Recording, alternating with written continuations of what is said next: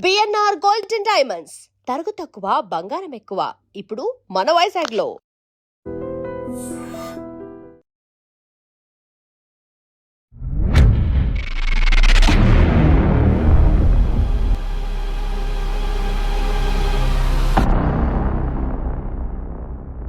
Welcome to lights up. ఈ వారం మన guest high court advocate arbiter Diwakar Rao garu. ప్రస్తుతం తెలుగు రాష్ట్రాల్లో సంచలనంగా మారిన ట్రైనీ ఐపీఎస్ ఉదయ్ కృష్ణారెడ్డి గారి కేసు వాదిస్తున్న ఆఫీసర్.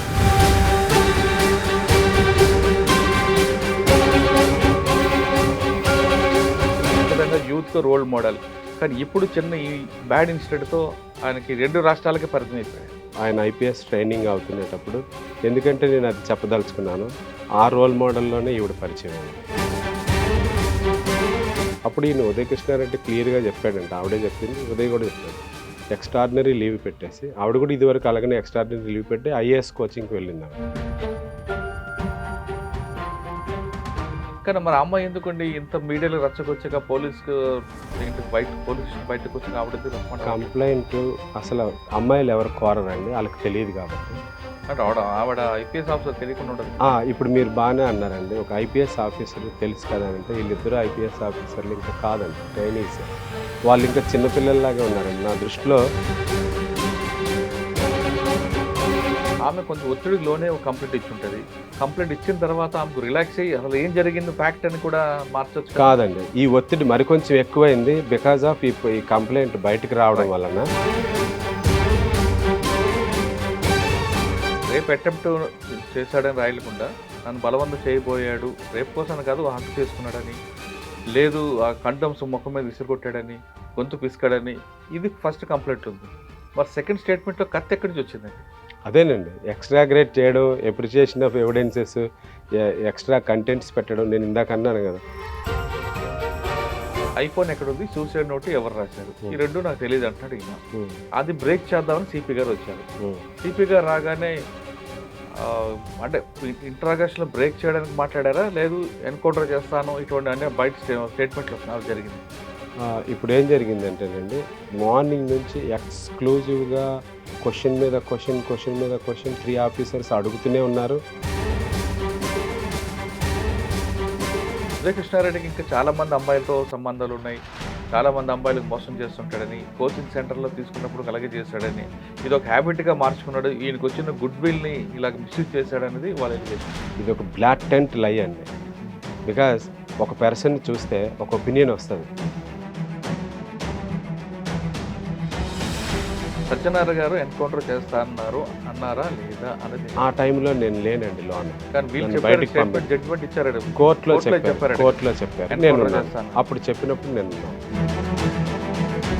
వాళ్ళిద్దరు పరిచయం చెప్పండి ఎలా జరిగింది?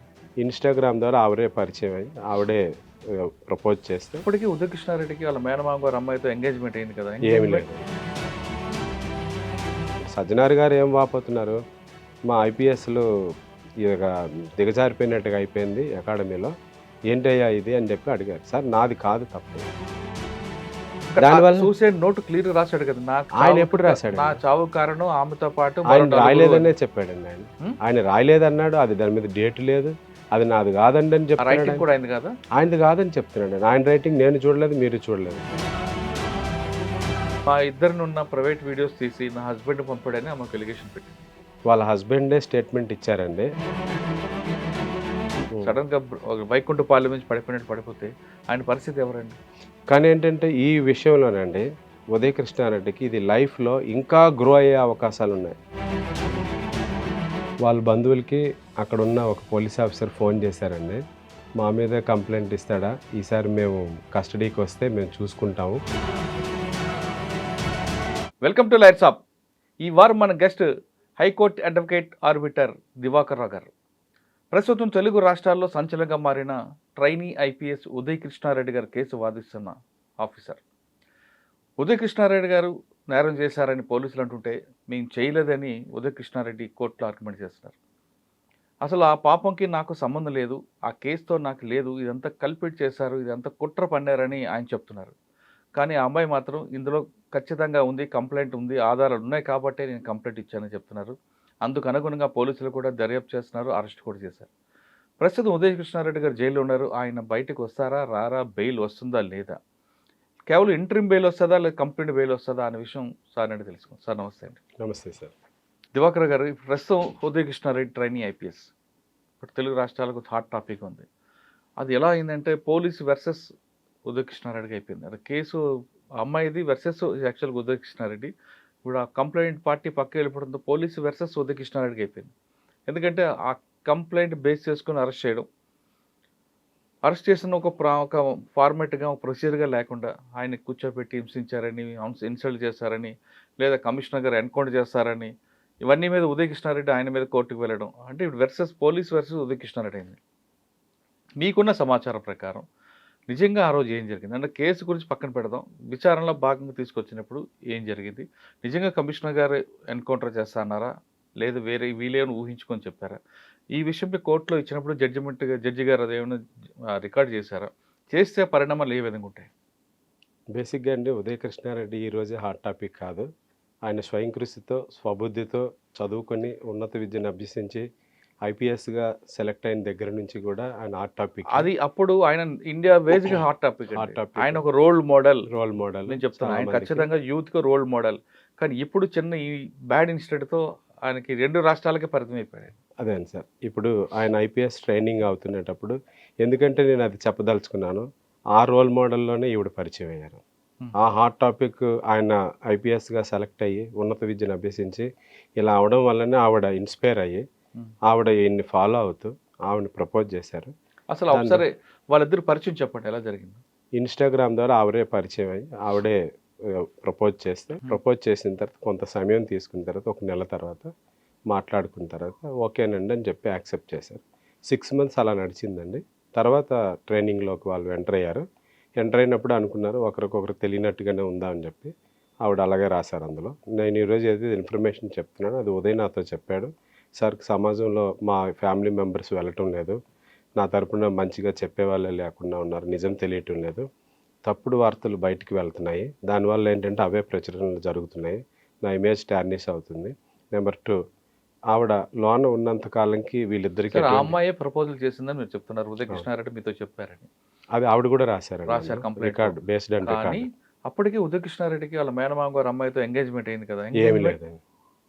ఏం లేదు అటువంటి ఎంగేజ్మెంట్లు ఈ రోజు వరకు ఎంగేజ్మెంట్ లేదని మీరు అంటున్నారు. ఒక మాట ఏదో అనుకున్నారు? ఏమీ అనుకోలేదు. పెళ్లి చేసుకుందామని ఏమీ అనుకోలేదు. ఆయన కానిస్టేబుల్ అనుకోలేదు, ఇప్పుడు అనుకోలేదు. ఓకే, ఇప్పుడు ఎందుకంటే ఆవిడ ఒక థర్డ్ పర్సన్ అండి. ఫ్యూచర్లో ఆమె కూడా ఒక మహిళ. ఆవిడని మళ్ళీ ఇందులోకి లాగితే రేపు పొద్దున్న ఆవిడ ఫ్యూచర్ లైఫ్ కూడా దీనికి ముడిపడి వస్తుంది కాబట్టి. సరే, ఉదయ్ కృష్ణారెడ్డి గారు ఆ అమ్మాయితో మేనమామ కూతురుతో సంబంధం అనుకోలేదు, ఎంగేజ్మెంట్ కాలేదు అనుకుంటారు. అవును, 2 రైట్. కానీ ఉదయ్ కృష్ణారెడ్డికి బాగా సపోర్ట్ చేసింది వాళ్ళ మేనమామ గారి విషయం అందరికీ తెలుసు. అది ఆబ్వియస్గా ఇప్పుడు వాళ్ళ తల్లిదండ్రులు లేరు కాబట్టి రైట్. కానీ ఆ టైంలో ఉదయ్ కృష్ణ గారికి కొంచెం కట్టేసి ఉండి, నేను ఇంటర్వ్యూ మాట్లాడుతున్నప్పుడు పెళ్ళి ఎవరు ఉంటే, లేదు సార్ నాకు కష్టాలు ఉన్నారు, మా మేనమామ ఆదుకున్నారు కాబట్టి వాళ్ళ అమ్మాయిని నేను చేసుకోవాలనుకుంటున్నానని ఆయన అదంతా ఏంటంటే ప్రపోజల్ యాక్సెప్టెన్స్ అనేది వాళ్ళ పర్సనల్ ఇష్యూస్ అండి. పర్టికులర్గా ఈ కేసుకి అయితే అది ఇది ఈ కేసుకి రిలేటెడ్ లేదు, కట్ చేద్దాం ఆ టాపిక్. ఆ అమ్మాయి కంప్లైంట్ ఇచ్చారు, ఆ అమ్మాయి ముందు ప్రపోజ్ చేశారు, తర్వాత ఆ ఫ్రెండ్షిప్ పెరిగింది. తర్వాత చెప్పండి. సో తర్వాత వాళ్ళు కారిడార్స్లో కానీ అక్కడ క్యాంపస్లో కానీ ఒకరికొకరికి తెలియనట్టుగానే తిరిగేవారండి. తర్వాత ఇద్దరు గుడ్ ఫ్రెండ్స్గానే గుడ్ రిలేషన్స్ కంటిన్యూ చేశారు. తర్వాత ఏమైందంటే ఇంకొక కేడర్ ఆమె ఈయనకి ఇంకొక వ్యక్తిని పరిచయం చేశారు, ఐఏఎస్ కేడర్ ఉన్న వ్యక్తి. సో ఆవిడ ఏంటంటే వీళ్ళిద్దరు పరపచ్చాలు రావడం, ఆయన మధ్యలో ఇంట్రడ్యూస్ అవ్వడం, దాని ద్వారా ఐఏఎస్ కేడర్ ఉదయ్ కృష్ణారెడ్డికి అమ్మాయి మధ్యలో అదే వీళ్ళు ఎప్పుడైతే థర్డ్ పర్సన్ ఎప్పుడైతే ఎంటర్ అయ్యారో పరిచయంగా ఐఏఎస్ కేడర్ ఉన్న ఆయన, వాళ్ళిద్దరి మధ్యన వ్యత్యాసాలు వచ్చాయని చెప్పి అందులో రాసున్నది. సో అంటే వీళ్ళిద్దరి మధ్యన ఫ్రెండ్షిప్ జనవరి 2026 నుంచి వీళ్ళిద్దరి మధ్యన ఫ్రెండ్షిప్ ఉన్నప్పుడు థర్డ్ పర్సన్ వచ్చినప్పుడు ఆవిడ ఎందుకు యాక్సెప్ట్ చేసింది? అది ఆవిడ ఇష్టం అండి. అది ఇప్పుడు ఒక మేల్ కానీ ఫీమేల్ కానీ అదే మేల్ చేశాడు అనుకోండి, అది కేసు అవుతుంది. ఫీమేల్ చేస్తే ఆవిడ అంగీకారాన్ని మనం సమ్మతించాల్సి వస్తుంది. సో అప్పుడు థర్డ్ పర్సన్ వచ్చారు. అది జనవరి నుంచి నడుస్తుంది. అది జనవరి నుంచి ఉదయ్ తనకు తెలుసు, తను ఉదయ్కి తెలుసు అవతల వ్యక్తి ఎవరైతే ఉన్నారో వాళ్ళ హస్బెండ్. సో ఈయన ట్రై చేశాడు, కాల్ చేశాడు, మాట్లాడారంట, మాట్లాడలేదని అన్నారు, అవి కూడా జరిగినాయని చెప్పి అందులో ఉంది. ఇది కానీ ఇక్కడ ఏమైందంటే జనవరి నుంచి టైం ట్రావెలింగ్లో ఏప్రిల్లో ఆవిడ ఎంగేజ్మెంట్ కూడా చేసుకున్నారంట. అప్పుడు ఈయన ఉదయ్ కృష్ణారెడ్డి క్లియర్గా చెప్పాడంట, ఆవిడే చెప్పింది, ఉదయ్ కూడా చెప్పాడు, ఎక్స్ట్రాడినరీ లీవ్ పెట్టేసి. ఆవిడ కూడా ఇదివరకు అలాగనే ఎక్స్ట్రాడినరీ లీవ్ పెట్టి ఐఏఎస్ కోచింగ్కి వెళ్ళింది ఆవిడ మళ్ళీ ప్రిలిమ్స్ కూడా క్వాలిఫై కాలేదు, కోర్స్ అది పర్సనల్. ఈయన కూడా అలాగనే ఎక్స్ట్రాడినరీ లీవ్ పెట్టి నేను బయటికి వెళ్ళిపోతాను, తర్వాత నెక్స్ట్ బ్యాచ్లో జాయిన్ అవుతానని అనుకున్నాడంట. ఎందుకండి? ఇంకెందుకు ఇక్కడ నేను ఉండలేను, నాకు ఇక్కడ ఎవరు ఫ్రెండ్స్ లేరు, మీరు ఇలాగా ఎంగేజ్మెంట్ అయ్యి వెళ్ళిపోతారు కదా. ఆమె ప్రేమ దూరమైనందుక? అదే ఆయన పర్సనల్గా అలా ఫీల్ అయ్యాడు, అందుకని ఆయన బయటకు వచ్చేసాను అని చెప్తే లేదు లేదు మీరు ఉండాలి, కంప్లీట్ చేయాలి. అంటే ఆయనకి ఇంకొక అవకాశం కూడా లేదు, అదే లాస్ట్ అనుకుంటా కదా? లేదండి, ఆయన ఎక్స్ట్రాడినరీ లీవ్ పెట్టుకొని వెళ్ళాలి. లీవ్ పెట్టినా ఇంకోసారి సివిల్స్ రావడానికి ఆయనకి ఆపర్చునిటీ లేదు. ఆయన సివిల్స్ కోసం కాదండి, మెడికల్ ఏదో పెట్టి వెళ్తామని చెప్పి అనుకున్నాడు. ఎందుకంటే అక్కడ కారణం ఏంటంటే ఆ ప్రెమిసెస్లో నేను మరి ఉండకూడదని అనుకున్నాడు ఆయన. సో అంటే గుడ్ ఇంటెన్షన్ ఉంది, ఎవరిని ఇబ్బంది పెట్టే ఉద్దేశం లేదండి. ఎందుకంటే ఆయన లైఫ్ 32 years, ఆమె life 30 years, both are attained major age అండి, మేజర్ మెచ్యూరిటీ ఏజ్ అని చెప్పగలరు. వాళ్ళేం చిన్నపిల్లలు కాదు వాళ్ళు. సో ఆ టైంలో ఏంటంటే ఈయన ఒక మెచ్యూరిటీ డెసిషన్ తీసుకొని నేను ఇక్కడ ఉండను, మరి ఇంకా ఎవరికి డిస్టర్బెన్స్ కాకుండా నేను ఇక్కడ ఉండలేకపోతున్నాను అని చెప్పి ఎక్స్ప్రెస్ చేశాను. ఆవిడ దాన్ని కన్సోల్ చేస్తూ ఇలా కాదండి మనం కలిసి ఉందాం, ఫ్రెండ్షిప్ కంటిన్యూ చేద్దాం, అది personal life different, friendship is different ప్రొఫెషనల్గా అంటే ఆయన కంటిన్యూ అయ్యాడు. తర్వాత కంటిన్యూ అయ్యాడు. ఆవిడ కూడా మ్యారేజ్ ఎక్స్పెన్సెస్, వెడ్డింగ్ ఎక్స్పెన్సెస్ ఏదో ఈయన వద్దంటే ఇచ్చాడని లేకపోతే ఈయన ఇవ్వాలని ఇచ్చాడు, అదే పర్సనల్గా తెలియదు, డబ్బులైతే ట్రాన్సాక్షన్స్ జరిగాయి, హెల్ప్ చేశాడు. అందులో ఆమె స్టేట్మెంట్లోనే ఒకసారి 500 రూపాయలు, ఒకసారి చీర కొనుక్కోవడానికి కంచి వెళ్ళినప్పుడు 10,000 రూపాయలు, పెళ్లి చేసుకుంటానంటే 5 లక్షలు, ఒక 8.5 లక్షల వరకు ఇచ్చినట్లుంది. ఒకవేళ ఈయన మంచి ఉద్దేశంతో ఒక ఫ్రెండ్కి పెళ్లి చేస్తున్నప్పుడు ఆర్థికంగా ఆదుకోవాలని ఇవ్వడం తప్పేం కాదు ఉదయకృష్ణ. అంతేనండి. మరి ఆమె ఎందుకు రిటర్న్ చేయలేదు? ఒకవేళ బలవంతంగా ఇస్తే? లేదండి, రిటర్న్ చేసేసారు. ఎంత? ఆమె కూడా రాశారు అందులో, మొత్తం అమౌంట్ కూడా రిటర్న్ చేసేసారు. అంటే వెంటనే చేయలేదండి? వెంటనే చేయలేదు, జూలై 2nd వీక్లో ఈ కంప్లైంట్ ఇన్సిడెంట్స్ తర్వాత చేశారు. అదే ఎందుకు? ఒకవేళ మీ అకౌంట్లో నేను ఇష్టం లేకుండా ఒక 50 రూపాయలు వేస్తే అసలు నువ్వు ఎవడు అని అంటే ఫస్ట్ క్వశ్చన్ చేస్తారు. లేదు మీ ఫ్రెండ్ అంటే నాకు ఇష్టం లేదు కదా అని మీరు వెంటనే రిటర్న్ చేయొచ్చు. ఒకవేళ మీకు నిజంగా అవసరం అయితే మీరు వాడుకోవచ్చు. కానీ ఆ ఇంటెన్షన్ వేరే కనిపిస్తుంది కదా. ఇప్పుడు ఎక్కడ కూడా ఏంటంటే వాళ్ళు గుడ్ రిలేషన్స్లో ఉన్నప్పుడు అండి అన్ని సమ్మతంగానే జరుగుతాయి. ఇప్పుడు ఇక్కడ యూటర్న్ తిరిగినప్పుడే ప్రాబ్లం వస్తాయి. ఆ యూటర్న్లో ఎవరు థర్డ్ పార్టీస్ ఎంటర్ అయ్యారు. తర్వాత వీళ్ళది ట్విస్ట్ అయింది. మ్యారేజ్ ఎప్పుడైందండి? మే నెలలో అయింది. తర్వాత ఇమీడియట్గా ఆవిడ 31st జూన్లో ఇక్కడికి వచ్చారు ఆవిడ. ఆ తర్వాత మళ్ళీ ఆవిడ స్వీట్స్ ఇవ్వడం, మ్యారేజ్ అయిందని ఈయన పుచ్చుకోకపోవడం, తర్వాత ఈవిడ కన్సోల్ చేయడం, ఈయన దూరంగా ఉండడం. సో ఆ డిస్టర్బెన్సెస్ పెరిగినాయి. డబ్బుల గురించి వాళ్ళ మీద ఏమి డిస్టర్బెన్సెస్ రాలేదండి. ఆ డబ్బులు కూడా ఆవిడ వెనక్కి ఇచ్చేసింది కూడా. సో ఈ విషయంలో ఏంటంటే ప్రత్యేకంగా వీళ్ళిద్దరూ మళ్ళీ కలిసిమెలిసి తిరుగుతున్నారు, ఫ్రెండ్షిప్ కంటిన్యూ చేస్తున్నారు అనే ఒక ఇన్ఫర్మేషన్ ఎవరో వాళ్ళ హస్బెండ్కి ఇస్తున్నారు. దానివల్లనే ఏమైందంటే వీళ్ళ మధ్యన మరి కొంచెం వ్యత్యాసాలు పెరిగి ఆవిడ కొంచెం ఒత్తిడికి గురైంది. ఎందుకంటే క్యాడర్ ట్రాన్స్ఫర్ అవ్వాలంటే స్పెషల్ క్యాడర్లో ముందుగానే అప్లికేషన్ పెట్టుకుంటే ఆవిడకి తమిళనాడు ఇస్తారు. ఈయన తమిళనాడు కాబట్టి ఈయనది మణిపూర్ క్యాడర్ ఇచ్చారు ఆమెకి. సో క్యాడర్ ట్రాన్స్ఫర్కి పెట్టుకోవాలంటే ఆయన సమ్మతం లేనిదే ఈవిడికి మణిపూర్ నుంచి ఇక్కడికి రాలేదు.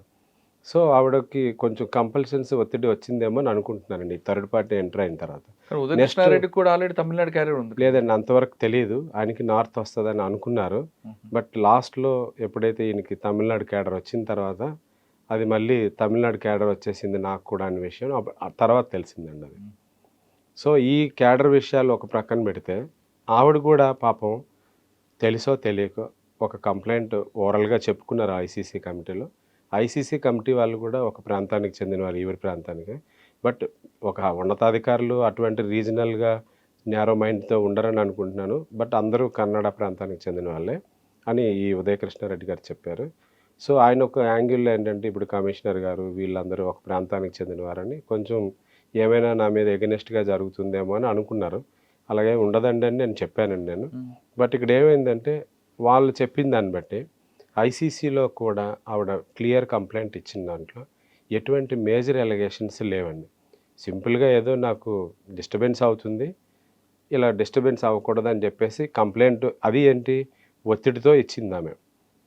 దానికి వాళ్ళు ఏం చెప్పారు, మీరిద్దరు గుడ్ ఫ్రెండ్సే, ఇక్కడ నుంచి మీలో మీరు పాసిఫై చేసుకోండి, దీనికి పెద్ద మేము ఇన్వాల్వ్ అవ్వాల్సింది లేదు, మరొక 20-30 డేస్లో మీరు వెళ్ళిపోతున్నారు, సో మీరు హెవీగా ఉండండి అని చెప్పేశారు, వారించారు. ఆ కంప్లైంట్ని అక్కడే పెట్టుకున్నారు. తర్వాత మళ్ళీ వీళ్ళు వెళ్ళి మరొక కంప్లైంట్ ఇచ్చారు 15వ తేదీన. ఓరల్గా చెప్పిన దాని బదులు కాకుండా రిటర్న్గా ఇవ్వమని వాళ్ళ హస్బెండ్ కూడా వచ్చారంటండి. 10వ తేదీన 12వ తేదీన వచ్చి 13 వరకు అక్కడ ఉన్నారు. ఆ కంప్లైంట్ ఇచ్చి ఆయన వెళ్ళిపోయారు ఆయన. ఆ కంప్లైంట్ ఇచ్చిన తర్వాత ఈయన్ని డిఫర్ చేసి ట్రైనింగ్ నుంచి బయటకు పంపించారు. డిఫర్ అంటే సస్పెన్షన్ కాదండి, ఓన్లీ డిఫర్ చేశారు అంతే. ఆ సస్పెన్షన్ తర్వాత బయటకు వచ్చేసాడు 15వ తేదీన. 3 డేస్ నుంచే బయటే ఉన్నాడు. ఆయన రూమ్కి వచ్చేసాడు. వాళ్ళ తమ్ముడి దగ్గర ఎక్కడో బయట ఎక్కడో రూమ్లో ఉంటున్నాడు.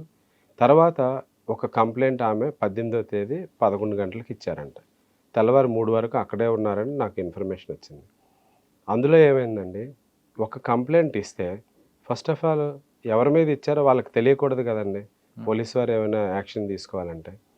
కానీ ఈ కంప్లైంట్లో ఉన్న సెక్షన్స్ ఏవైతే రిజిస్టర్ చేశారో ఆ సెక్షన్స్ ప్రకారంగా కానీ, అందులో కంప్లైంట్ కంటెంట్ ప్రకారంగా కానీ, అందులో ఆవిడ పేరే పెట్టకూడదు అసలు. ఆవిడ పేరు పెట్టారు అక్కడ, ప్రింటెడ్గా పెట్టకూడదు అసలు. సుప్రీంకోర్టు సైటేషన్స్ క్లియర్గా ఉన్నాయి, సెక్షన్లో కూడా ఉంది, యాక్ట్లో కూడా పెట్టకూడదు, బయటికి రివీల్ చేయకూడదు అని పబ్లిక్ పోర్టల్లో కూడా పెట్టారు. పెట్టింది కాకుండా ఉన్నతాధికారులకి సమాచారం ఎప్పుడు వచ్చిందండి, ఈ కేసు ఇలా అయిందని ఉన్నతాధికారులకు తెలియదు. 19వ తేదీ టీవీలో స్క్రోలింగ్ అయిపోయింది, ఇలా పలానా ట్రైనీ ఐపీఎస్ల మధ్యన ఇలాగ జరిగింది, ఇలా ఇబ్బందులు జరిగాయని. అది ఎందువల్ల జరిగింది, ఎలా వచ్చిందంటే ఆ ఎఫ్ఐఆర్ని బయటికి రివీల్ చేసింది అక్కడ ఎఫ్ఐఆర్ ఇష్యూ చేసిన ఎస్ఐ గారా, లేకపోతే ఐఓ గారా, లేకపోతే సెకండ్ ఐఓ గారా, అది ఉన్నతాధికారులు దాన్ని ఆలోచించాలి. ఇప్పుడు ప్రపంచానికి తెలియని విషయం ఏంటంటే ఉదయకృష్ణారెడ్డి హాస్పిటలైజ్ అయినప్పుడు మీడియా వల్ల బయటకు తెలిసిందని ఉన్నతాధికారులు అనుకుంటున్నారండి. అది అవాస్తవం. వాస్తవం ఏంటంటే 18వ తేదీ రాత్రి అర్ధరాత్రి కంప్లైంట్ అయితే 19వ తేదీనే టీవీకి వచ్చింది. అది రావడం వల్లనే బయటకు వచ్చేసింది. ఇప్పుడు సజ్జనార్ గారు ఏం వాపోతున్నారు, మా ఐపీఎస్లు ఇక దిగజారిపోయినట్టుగా అయిపోయింది అకాడమీలో, ఏంటయ్యా ఇది అని చెప్పి అడిగారు. సార్ నాది కాదు తప్పు, అది బయటికి వెళ్ళింది పోలీస్ స్టేషన్ నుంచి అని చెప్పి ఆయన చెప్పాడు క్లియర్గా. ఆ తర్వాత నాకు తెలిసిందండి, ఇదేంటి ఐసీసీలో కంప్లైంట్ కాకుండా ఇక్కడ కూడా ఇచ్చారని నేను తెలుసుకుని, నా లైఫ్లో 32 ఇయర్స్లో ఇంతవరకు ఎటువంటి యాంటిసిడెంట్ కంప్లైంట్స్ కానీ ఆయన లైఫ్ టైంలో ఒక పోలీస్ స్టేషన్ కానీ లేదు. ఆయన ఒక అధికారిగా పనిచేశాడు 5 ఏళ్ళు, తర్వాత కోచింగ్ తీసుకున్నాడు, ఐఆర్ఎంఎస్లో జాబ్ చేశాడు, తర్వాత ఐపీఎస్గా సెలెక్ట్ అయ్యాడు, కంటిన్యూ చేసుకుంటున్నాడు. అదే ఆయన లైఫ్. అంతేగాని ఎక్కడైనా పని చేయడం, కష్టపడడం తప్పితే ఇంతవరకు ఒక క్రిమినల్ కేసు కూడా ఆయన పేరు మీద లేదు. లేని వ్యక్తి మీద ఇలా వచ్చేసరికి ఆయనకి ఎర్త్క్వేక్ వచ్చింది. లైఫ్లో ఎంత పెద్ద మనిషి అయినా ఇలాంటి అభాండాలు వచ్చాయంటే, ఇప్పుడు విలేజెస్ నుంచి గ్రామీణ ప్రాంతాల నుంచి వచ్చేవాళ్ళు ఇక్కడ సిటీలో నలుగురికి తెలియకపోయినా కూడా ఊర్లో తెలిస్తే చాలా బాధపడతారు. సో ఆయన చాలా అప్సెట్ అయ్యాడు. వాళ్ళ తమ్ముడు చెప్పింది, మీరు ఇందాక అడిగారు చూడండి, వాళ్ళ తమ్ముడు చెప్పింది ఏదైతే ఉందో, మా అన్నయ్య థంబ్నెయిల్స్ వేరే వేరే యూట్యూబ్లు అవి ఇవి చూసి చాలా అప్సెట్ అయిపోయి ఏడ్చుకొని కూర్చున్నాడు. మేము తర్వాత బయటకు వచ్చాం, తర్వాత ఏమైందో తెలియదు, వెంటనే ఆయన హాస్పిటల్కి వెళ్ళి హాస్పిటల్లో జాయిన్ చేయాల్సి వచ్చింది, ఆయన అపస్మారక స్థితిలోకి వెళ్ళిపోయాడు, 2 డేస్ కూడా హాస్పిటల్లో ఉన్నాడని చెప్పి అన్నాడు. ఓకే, ఇక్కడ హాస్పిటల్స్ పక్కన పెడదామండి, మీరు దాకా కంప్లైంట్ స్టార్ట్ చేద్దాం. అమ్మాయి కంప్లైంట్ ఇచ్చిన తర్వాత నా పేరు రివీల్ చేయదని ఆ కంప్లైంటే రాస్తుంది, కంప్లైంట్ కోరుతుంది సాధారణంగా. ఒకవేళ రివీల్ చేస్తే కోర్టుకు వెళ్తుంది ఆవిడ. ఇక్కడే కాదు, జనరల్గా ఏ కేసులు, ప్రైవేట్ కేసుల్లో, పర్టికులర్గా లేడీస్ కేసులు, క్రైమ్ ఎగ్నిస్ట్ ఉమెన్. కానీ మరి అమ్మాయి ఎందుకండి ఇంత మీడియాలో రచ్చకొచ్చాక పోలీస్కి దీంట్లో పోలీస్ స్టేషన్ బయటకు వచ్చాక ఆవిడ ఎందుకు రెస్పాండ్? కంప్లైంట్ అసలు అమ్మాయిలు ఎవరు కోరరండి, వాళ్ళకి తెలియదు కాబట్టి. అంటే ఆవిడ ఐపీఎస్ ఆఫీసర్ తెలియకుండా ఉండదు. ఇప్పుడు మీరు బాగానే అన్నారండి, ఒక ఐపీఎస్ ఆఫీసర్ తెలుసు కదా అంటే, వీళ్ళిద్దరూ ఐపీఎస్ ఆఫీసర్లు ఇంకా కాదండి, ట్రైనీసే. వాళ్ళు ఇంకా చిన్నపిల్లల్లాగా ఉన్నారండి నా దృష్టిలో. ఆవిడ కూడా ఒక బాధితురాలే. ఆవిడ కూడా ఈ కేసులో ఎలా బాధితురాలని నేను చెప్తాను. ఒకవైపు వీళ్ళిద్దరి మధ్య ఉన్న ఒక చిన్న ఎలిగేషన్స్ ఏదైతే చిన్న చిన్న పొరపచ్చాలు వచ్చాయో అది కాస్త అవాయిడ్ చేయడానికి పెట్టుకుందో లేకపోతే ఒత్తిడి వల్ల పెట్టిందో ప్రక్కన పెడితే, ఈ కంప్లైంట్ ఏదైతే బయటికి రివీల్ చేశారో 19వ తేదీనే, ఎప్పుడు కూడా కంప్లైనెంట్ తాలూకా అడ్మిషన్ తీసుకొని వీళ్ళు పబ్లిష్ చేయాలి. అవును, సమ్మతి లేకుండా చేయకూడదు. ఆవిడ నాది వేయమని ఆవిడ ఏం చెప్పలేదండి. That is the primary duty of that investigation officer and FIR issue చేసిన వాళ్ళది. పేరు ప్రింట్ చేయకూడదు. ఆవిడ రాసిన రాతలు కూడా మొత్తం స్క్రోల్ అయిపోయి మొత్తం కంప్లైంట్ కూడా పెట్టేశారు అందులో. ఆవిడ కూడా బాధపడుతుంది, మనోవేదనకు గురవుతుంది. ఆవిడ కూడా చాలా కష్టపడి, సజ్జనార్ గారు అన్నారండి, చాలా కష్టపడి వాళ్ళ అమ్మగారు పెంచి పెద్ద చేసి 3 ఆడపిల్లలు కష్టపడి పెంచి పైకి చేసి అలా ఇంత ఐపీఎస్ క్యాడర్లోకి వచ్చింది. ఆవిడ ఇలా అయిపోయిందని ఆవిడ బాధపడుతుంది. ఈ బాధకు కారణం ఏంటండి? ప్రైమరీ ఫౌండేషన్ ఎఫ్ఐఆర్ రిలీజ్ కావడం, లేకపోతే ఎవరికీ తెలియదు. దానివల్ల ఈయన అపస్మారక స్థితిలో వస్తే ఏదో పక్కన శానిటైజర్ బాటిల్ ఉంటే ఈయన చనిపోదామని అనుకున్నాడేమో అని చెప్పి వీళ్ళు భయపడే హాస్పిటల్లో జాయిన్ చేసి ఆయన 2 days కూడా అక్కడ ఉన్నాడు. Very much available. ఒకటి సార్ గమనించాల్సింది, అఫెన్సెస్ ఏవైతే ఫస్ట్ ఎఫ్ఐఆర్లో కానీ ఐసీసీ కంప్లైంట్ 15th కానీ 18th కానీ కంప్లైంట్స్ ఆర్ వెరీ స్మాల్, అన్నీ బిలో 7 years అఫెన్సెస్. 35(3) నోటీస్ ఇచ్చి ఆయనకి ఏమైనా ఆన్సర్ చెప్పమంటే చెప్పదగినవే. దాన్ని పెద్ద చేసి ఇది జరిగేసరికి నెక్స్ట్ ఇంకొకటి ఎస్ఆర్ నగర్ పోలీస్ వాళ్ళు కూడా ఈయన హాస్పిటల్లో ఉన్నప్పుడు వచ్చారు. డీసీపీ గారు కూడా ఒక ఇంటర్వ్యూ ఇచ్చారండి. ఆయన ఐపీఎస్ఏ కానీ ఐపీఎస్ లాగా లేరండి, ఆయన చిన్నపిల్లలాగా హాస్పిటల్లో జాయిన్ అయ్యాడు. ఏంటంటే ఆయన జాయిన్ అయిన కారణం ఏంటి? ఈ ఎఫ్ఐఆర్ రిలీజ్ కావడం వల్ల ఆయన అప్సెట్ అయ్యాడు. ఆయన ఒక బాధితుడే ఇందులో ఒక రకంగా చెప్పాలండి. ఏదో హెవీగా మద్యం సేవించాడో లేకపోతే ఆయన అలవాటు లేని పని చేశాడు, హాస్పిటల్లో డిహైడ్రేషన్ అయిపోయింది, 2 days ఉన్నాడు. అది దాన్ని ఎవరు అప్లోడ్ చేశారు, ఎవరు రాశారు లెటర్ ఆయనకి ఏమీ తెలియదు. ఆయన టోటల్గా స్లీప్లోనే ఉన్నాడు. ఆయనకు తెలియదనే చెప్తున్నాడు. పోలీసు వారు వచ్చారు, తర్వాత ఆయన మేల్కొన్న తర్వాత విచారించారు, రిపోర్ట్ తీసుకున్నారు, వెళ్ళిపోయారు. అంటే ఇప్పుడు 35(3) నోటీస్ ఇవ్వడానికి ఆయన అందుబాటులో ఉన్నట్టుగా కదండి. అందుబాటులో లేరని కూడా కథనాలు ఆయన అందుబాటులో ఉన్నారు, కానీ మీరు చెప్తున్నట్టు ఐసీలో ఉన్నారు కాబట్టి ఐసీలో ఉన్న వ్యక్తికి నోటీస్ ఇవ్వకూడదని వాళ్ళు వెనక్కి వెళ్ళారంటారు. ఏం లేదండి, ఎవరు అటెంప్ట్ కూడా చేయలేదు. బయటకు వచ్చారు వాళ్ళు మరదలు కూడా వెళ్ళింది అక్కడికి స్టేషన్కి, తర్వాత నేను కూడా వెళ్ళాను పోలీస్ స్టేషన్. సరే, ఆయన బయటకు వచ్చారండి. బయటకు వచ్చిన తర్వాత నా మీద ఎఫ్ఐఆర్ అయింది, పేపర్లో వచ్చిందని ఈయన కానీ ఈయన తరపున కానీ వెళ్ళి నోటీస్ తీసుకునే ప్రయత్నం కూడా ఎందుకు చేయలేదు? మరి నేను వెళ్ళాను కదండి. ఇవ్వలేదు నోటీస్? ఇవ్వలేదు. ఏమన్నారు? అక్కడ వాళ్ళ మరదలు కూడా వెళ్ళిందండి. ఏమన్నారు? ఇవ్వలేదు నోటీస్. ఎవరు లేరండి ఇక్కడ. వాళ్ళు ఏమంటారు, ఇక్కడ ఐఓలు లేరండి, ఐఓలు మారిపోయారు. అక్కడ ఏమైందండి, ఫస్ట్ ఒక ఐఓ ఉన్నారంట, ఆయన మారిపోయారు. ఈ సెకండ్ ఐఓ ఉన్నారు, ఆయన మారిపోయారు. థర్డ్ ఐఓగా ఇంకొకరు అపాయింట్ అయ్యారు అప్పటికప్పుడే. అంటే అప్పటికప్పుడు అంతమంది ఐఓలను ఎందుకు మార్చారండి? తర్వాత సిటీకి వచ్చింది అది. లేదు, ఫస్ట్ ఐఓ ఒక ఆయన ఉన్నారు, సెకండ్ ఐఓ ఇంకొక ఆయన ఉన్నారు. అంటే ఫస్ట్ ఐఓ ఇప్పుడు థర్డ్ ఐఓ అండి. ఈవిడ కాదు, ఫస్ట్ ఐఓ ఆయన వెనక్కి వెళ్ళిపోయాడు. ఎందుకంటే ఉదయ్ కృష్ణారెడ్డి గారు చిన్న వ్యక్తి నుండి ఐపీఎస్ అవ్వడం అయినందుకు ఆ ఐఓ పనిచేస్తున్న ప్లేస్లో ఆయనకు సన్మానం చేశారు. నేను సన్మానం చేసిన ఆఫీసర్కి ఒక వ్యక్తికి నేను మళ్ళీ నోటీస్ ఇవ్వడం అనేది నాకు నచ్చలేదని ఆయన డ్రాప్ అయ్యాడు. ఇది ఫ్యాక్ట్. అది వాళ్ళ ఇంటర్నల్ ఇష్యూ అండి. 3 ఐఓలు మారారు. ఇంతమందికి ఈయన అవైలబిలిటీలు ఉన్నాడు, అక్కడ స్టేషన్లో ఎవరు లేరు. నేను వెళ్ళానండి, స్టేషన్లో ఎవరు లేరు, నోటీస్ తీసుకోలేదు అని వాళ్ళు అంటున్నారు. మీరేమో వాళ్ళ అందుబాటులో ఉన్నాం, ఈయన ఫోన్ కూడా అందుబాటులో ఉందండి. సో ఇప్పుడైతే ఈయన చనిపోయాడని వార్తలు వచ్చాయి, సూసైడ్ అని అంటే ఆయన కూడా సర్ప్రైజ్కి గురయ్యాడంట.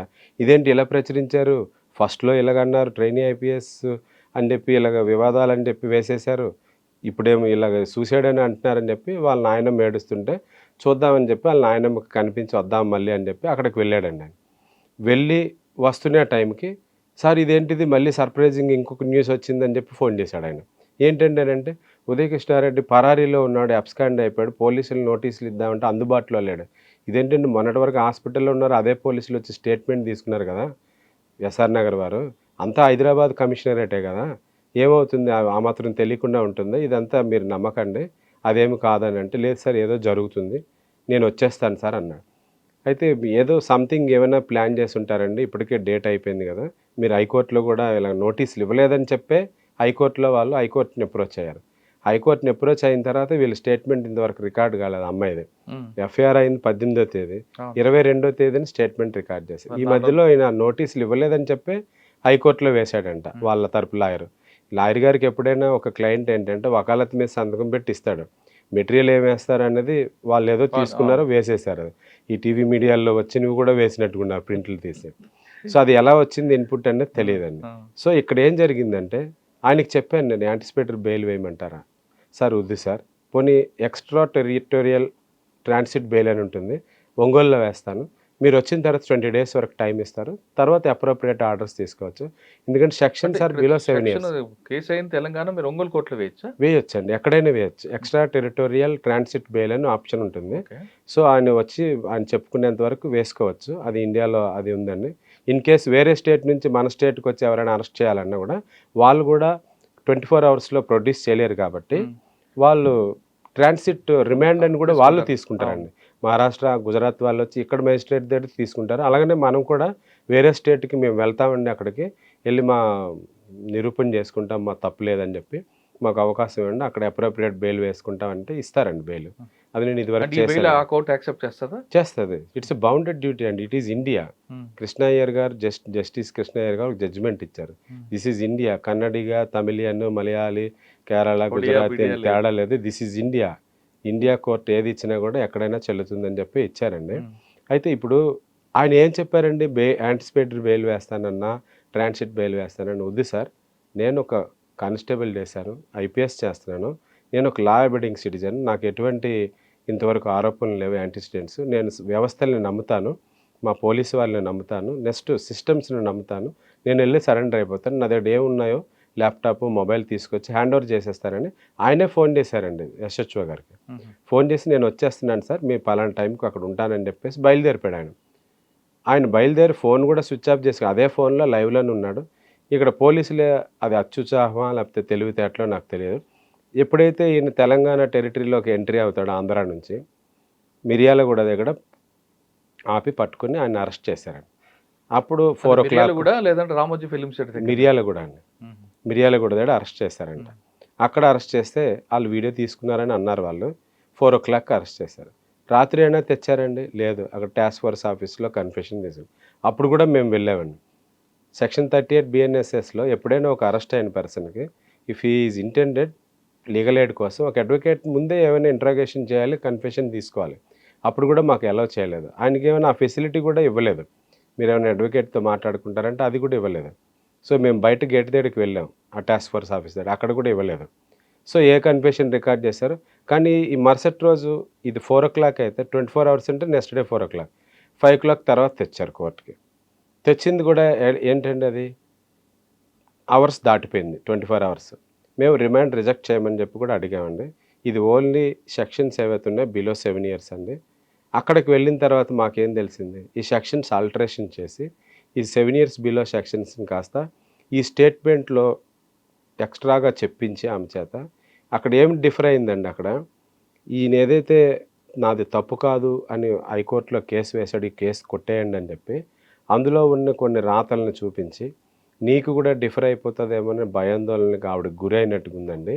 దానివల్ల ఏమైందంటే ఈవిడ ఎక్స్ట్రాగా ఆవిడ చేత ఏం చెప్పారో, ఏం ఒత్తిడికి గురైందో తెలియదు, ఈ పేపర్లో, మీడియాలో అన్నీ వచ్చేసి ఈ కంటెంట్స్ అన్నీ ఎలివేట్ చేసి చెప్పారండి. అంటే ముందు చేత్తో కొట్టారు, తర్వాత గుణపాంతో పొడిచారని ఎలా చెప్పగలరండి? సో అక్కడ ఏమైందంటేనండి, ఇప్పుడు చేత్తో ఏదో కొట్టుకున్నామో తిట్టుకున్నామో అన్నది కాస్త వేరే కంటెంట్స్లో ఆ రోజు కంప్లైంట్ ఇస్తున్నప్పుడు ఆమె కొంచెం ఒత్తిడికి లోనే ఒక కంప్లైంట్ ఇచ్చి ఉంటుంది. కంప్లైంట్ ఇచ్చిన తర్వాత ఆమెకు రిలాక్స్ అయ్యి అసలు ఏం జరిగింది ఫ్యాక్ట్ అని కూడా మార్చొచ్చు కాదండి. ఈ ఒత్తిడి మరికొంచెం ఎక్కువైంది బికాజ్ ఆఫ్ ఈ కంప్లైంట్ బయటకు రావడం వలన. కానీ ఆవిడ ఒత్తిడి గురి కావడానికి కారణం ఉదయ కృష్ణారెడ్డి సూసైడ్ నోటే అని పోలీసులు అంటున్నారు. కాదండి, ఫస్ట్ ఇది ఇద్దరు బలిపశువులు అయ్యారండి ఈ విషయంలో. ఇద్దరికి ఒక బ్రిడ్జ్ గ్యాప్ క్రియేట్ అయింది. ఆ బ్రిడ్జ్ గ్యాప్లో ఎవరు దూరుతున్నారు, వాళ్ళకి ఏం బెనిఫిట్ అనేది నాకు ఐడియా లేదు. ఈ బ్రిడ్జ్ గ్యాప్ ఏంటంటే ఆవిడేదో ఒత్తిడికి గురై కంప్లైంట్ ఇచ్చారు. ఈయన ఎందుకు ఒత్తిడికి గురయ్యాడు, ఆవిడ కంప్లైంట్ ఇచ్చినందుకు కాదండి. ఈ పోలీస్ స్టేషన్కి మళ్ళీ కంప్లైంట్ వచ్చి అది పేపర్లో పడి మీడియాలకు వెళ్ళిపోయి ఆయన ఇమేజ్ టార్నిష్ అయిపోయి ఫస్ట్ మీడియాకి రావడం వల్ల ఈయన ఒత్తిడికి గురయ్యాడు. సరే, ఆయన ఒత్తిడి గురయ్యారు. ఇప్పుడు ఏమైంది, ఈయన మళ్ళీ సూసైడ్ చేసుకొని ఈవిడ పేరు చెప్తున్నాడని మళ్ళీ ఇంకొక స్టోరీ అక్కడ చెప్పారు. దానివల్ల సూసైడ్ నోట్ క్లియర్ రాశాడు కదా. ఆయన ఎప్పుడు రాశాడు, నా చావు కారణం ఆమెతో పాటు ఆయన రాయలేదనే చెప్పాడండి. ఆయన రాయలేదన్నాడు, అది దాని మీద డేట్ లేదు, అది నాది కాదండి అని చెప్తున్నాడు. ఆయనది కాదని చెప్తున్నాడు. ఆయన రైటింగ్ నేను చూడలేదు, మీరు చూడలేదు, ఎవరు చూడలేదు. ఆ రైటింగ్ అంటే ఎవరు ఆయన రాయడం నేను చూడలేదు, కానీ మీడియాలో చూసా. మాకు వచ్చింది దీంట్లో సో అండ్ సో పర్సన్తో నేను రిలేషన్షిప్ బ్రాకెట్లో సెక్స్. సరే, ఒకసారి ఫౌండేషనల్గా ఒరిజినల్ డాక్యుమెంట్ దొరకనంత వరకు ఈ రోజున్న ఏఐ విభాగంలో మిమ్మల్ని తీసుకొచ్చి అక్కడ పెట్టవచ్చు, మీ రైటింగ్ తీసుకొచ్చి నేను అక్కడ ప్రింట్ చేయొచ్చు, ఏదైనా జరగచ్చు. సో దాన్ని మనం ఏంటంటే ఒక ఎవిడెన్స్ తీసుకునేటప్పుడు ఇదంతా మన సిస్టమ్స్ ఏంటంటే రిజిడ్గా ఉంటాయండి. మన లాస్ కూడాను చాలా స్ట్రిక్ట్గా ఉంటాయి. ఈ రోజున్న రేపున్న ఎందుకు అలా జరిగిందన్నది తెలియదు. ఆ foundational course of main paper దొరకనంత వరకు, ఆయన రాలేదని చెప్పినంత వరకు దాన్ని మనం విశ్వసించడానికే లేదు. ఉదయ కృష్ణారెడ్డి గారు అది చెప్తున్నారు, నేను రాయలేదు, నాకు సంబంధం కాదు, నాకు గుర్తులేదు అని చెప్తున్నారట. గుర్తులేనప్పుడు ఈ ఫాల్స్ సూసైడ్ నోట్ నన్ను డ్యామేజ్ చేయడానికి రాశారు, ఎవరో కుట్ర పన్నారని ఈయన కంప్లైంట్ ఇవ్వచ్చు కదా. ఈయన కంప్లైంట్ ఇవ్వడానికి చెప్పి అనుకోవడానికి కూడా వాళ్ళ నాయనమ్మ ఏడుస్తుందండి. నాయనమ్మ ఏడుస్తుందని అక్కడికి వెళ్ళాడు. ఇప్పుడు దాన్ని ఏంటంటే ఇక్కడ ఒక పెద్ద బ్రిడ్జ్ గ్యాప్ వచ్చి ఈయన కంప్లైంట్ ఇచ్చాడు కదండి, హైకోర్టులోనే ఇచ్చాడు ఆయన. ఇటువంటి కంప్లైంట్లు వేశారండి అది ఇది అని చెప్పేసి రాసి వేశాడు ఆయన. ఆ కంటెంట్స్ అన్ని చూపించి ఆవిడకి ఒక నెగిటివ్ ఇన్ఫర్మేషన్ వచ్చి ఈయన డిఫర్ అయ్యాడు, మీరు కూడా డిఫర్ అయిపోతారు అది ఇది అని చెప్పి బెదరగొట్టారు, లేకపోతే ఏమైందో తెలీదు. ఇప్పుడు భయాందోళనకు గురవుతారండి. పక్కనున్న వాళ్ళు ఏం చెప్తే ఈ అన్స్టేబుల్ పొజిషన్లో మెంటల్లీ అప్సెట్ ఉన్న వాళ్ళు ఎంత పెద్దవాళ్ళైనా ఆ పక్కనున్న వాళ్ళు ఏం చెప్తుంటే అది నమ్మేసి అది స్టేట్మెంట్స్ ఎక్స్ట్రాగ్రేట్ చేసి ఎడిషనల్గా చెప్పడం వల్ల ఏమైందంటే సెక్షన్స్ మారిపోయినాయి. సెక్షన్స్ మారిన విషయం కూడా రేపు అటెంప్ట్ చేశాడని రాయకుండా నన్ను బలవంతం చేయబోయాడు, రేపు కోసం కాదు హక్కు చేసుకున్నాడని, లేదు ఆ కండమ్స్ ముఖం మీద విసిరికొట్టాడని, గొంతు పిసికాడని, ఇది ఫస్ట్ కంప్లైంట్ ఉంది. మరి సెకండ్ స్టేట్మెంట్లో కత్తి ఎక్కడి నుంచి వచ్చిందండి? అదేనండి, ఎక్స్ట్రాగ్రేట్ చేయడం, appreciation of evidences, extra contents పెట్టడం. నేను ఇందాక అన్నాను కదా, ఫస్ట్ ఏమో బొగ్గు మీద చేత్తో కొట్టారని, తర్వాత గుణపంతో పొడిచాడంటే అసలు ఈ సర్కమ్స్టెన్సెస్ అన్ని విచక్షణతో అంటే ఒక డిస్క్రిషనరీతో పోలీస్ ఇన్వెస్టిగేషన్ వారు ఆలోచించాలి, లేదంటే జడ్జి గారు కూడా ఆలోచించాలి. అంటే మరి కత్తి ఎక్కడ తీసుకొస్తారు రికవరీకి? ఇప్పుడు అది కూడా కత్తి ఎంఓ ఆబ్జెక్ట్ కిందండి, నెయిల్ కట్టర్ అంటండి, కత్తి కాదంట. అందులో ఉన్న నెయిల్ కట్టర్ అంటే అది కత్తి కూడా కాదు, అది కత్తి కూడా లేదు అసలు.